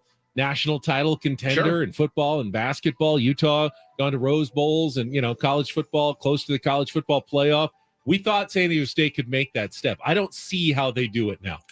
I just don't. All right, and finally, I will not play the whole video. I will not play any of the video because I didn't edit any of the sound, but there is a video that has gone viral from over the weekend in Alabama. Oh, it's just You've probably seen it at this point if you're on the internet at all. We actually had to show Ben before the show this morning. Missed that. I don't know. What are you guys talking about? What happened in Alabama? There was a massive brawl at a boat dock in Alabama where the 30-second version of the story is it's these big river boats, the big giant boats that can hold a couple hundred people, and they're all trying to park on this dock, and these group of idiots, like frat boys, like Alabama frat boys, tried to tie their pontoon where they weren't supposed to park. Well, they told them, hey, you can't leave that there. And they're like, we'll be back in 5 minutes or whatever. Like, we'll be back. And then they never came back. They didn't. So it's just sitting there. And we got to park these real boats here, buddy. Yes. And an African-American security guard tried to get them to move their boat. They started jumping this guy. Yeah. Like 8-on-1. 8-on-1. And absolute chaos ensues. A boat with a bunch of people come off the boat and start helping the security guard and just beat the hell out of this group of 6 or 8 guys. It's unbelievable. The audio of it is one amazing. guy jumped off the boat, swam to the dock, climbed up, and just started laying haymakers. Somebody goes, do you know how tired, do you know how much adrenaline you must have to swim as far as he did, then get your ass up the ladder, then run out there and start fighting Alabama frat boys? It was awesome. It's one of the best videos I've ever seen. I mean, you park in a red zone. You can't be surprised when your car gets towed. Yes, 100%. This is what we're talking about, the boat version of that. Yeah, the boat version. The aftermath. I know we only got a minute left. What's happening? So there have been arrests, but I love how the internet works because one of the guys that was starting the fight and then playing the victim card, of course, he went on Facebook. He's like, I don't know what happened. And people found that he owns a mini mart in Alabama and absolutely plastered it with 1-star reviews. Crushed and then one of the other guys involved actually jumped onto TikTok to share his thoughts. And I'm going to share just a screenshot of what he looks like here on the YouTube chat. Oh my God. And here's the audio that he sent. It's very short. Well, turns out that 65-year-old man could really throw up. Can really effing throw. I need you to save the whelp because I want that added to the Padres loss montage. Thank you. Well, that's it. That's what I want. All right. That's perfect. Well, that's it for us. That is it for us. Speaking of whelp. Wrapping up with the Reindl Report today. Guy's face, he just got jacked. Oh, man. wow. Yeah, that's not good. Man. Padres baseball back, 5:40 pregame show with Sam Levitt, 6:40 first pitch from T-Mobile Park? Yeah, T-Mobile Park in Seattle. Formerly Safeco Field. Padres and Mariners at 6:40. Nick Martinez going as long as he can against Logan Gilbert in the start of a 2-game series. We'll be back tomorrow morning at 6 a.m. to talk about all of it right here. Coach John Quintero, Braden coming up next. For executive producer Paul Reindl and Stephen Woods, I'm Ben Higgins. Have a great rest of your Tuesday from all of us at San Diego's #1 sports station, 97.3 The Fan.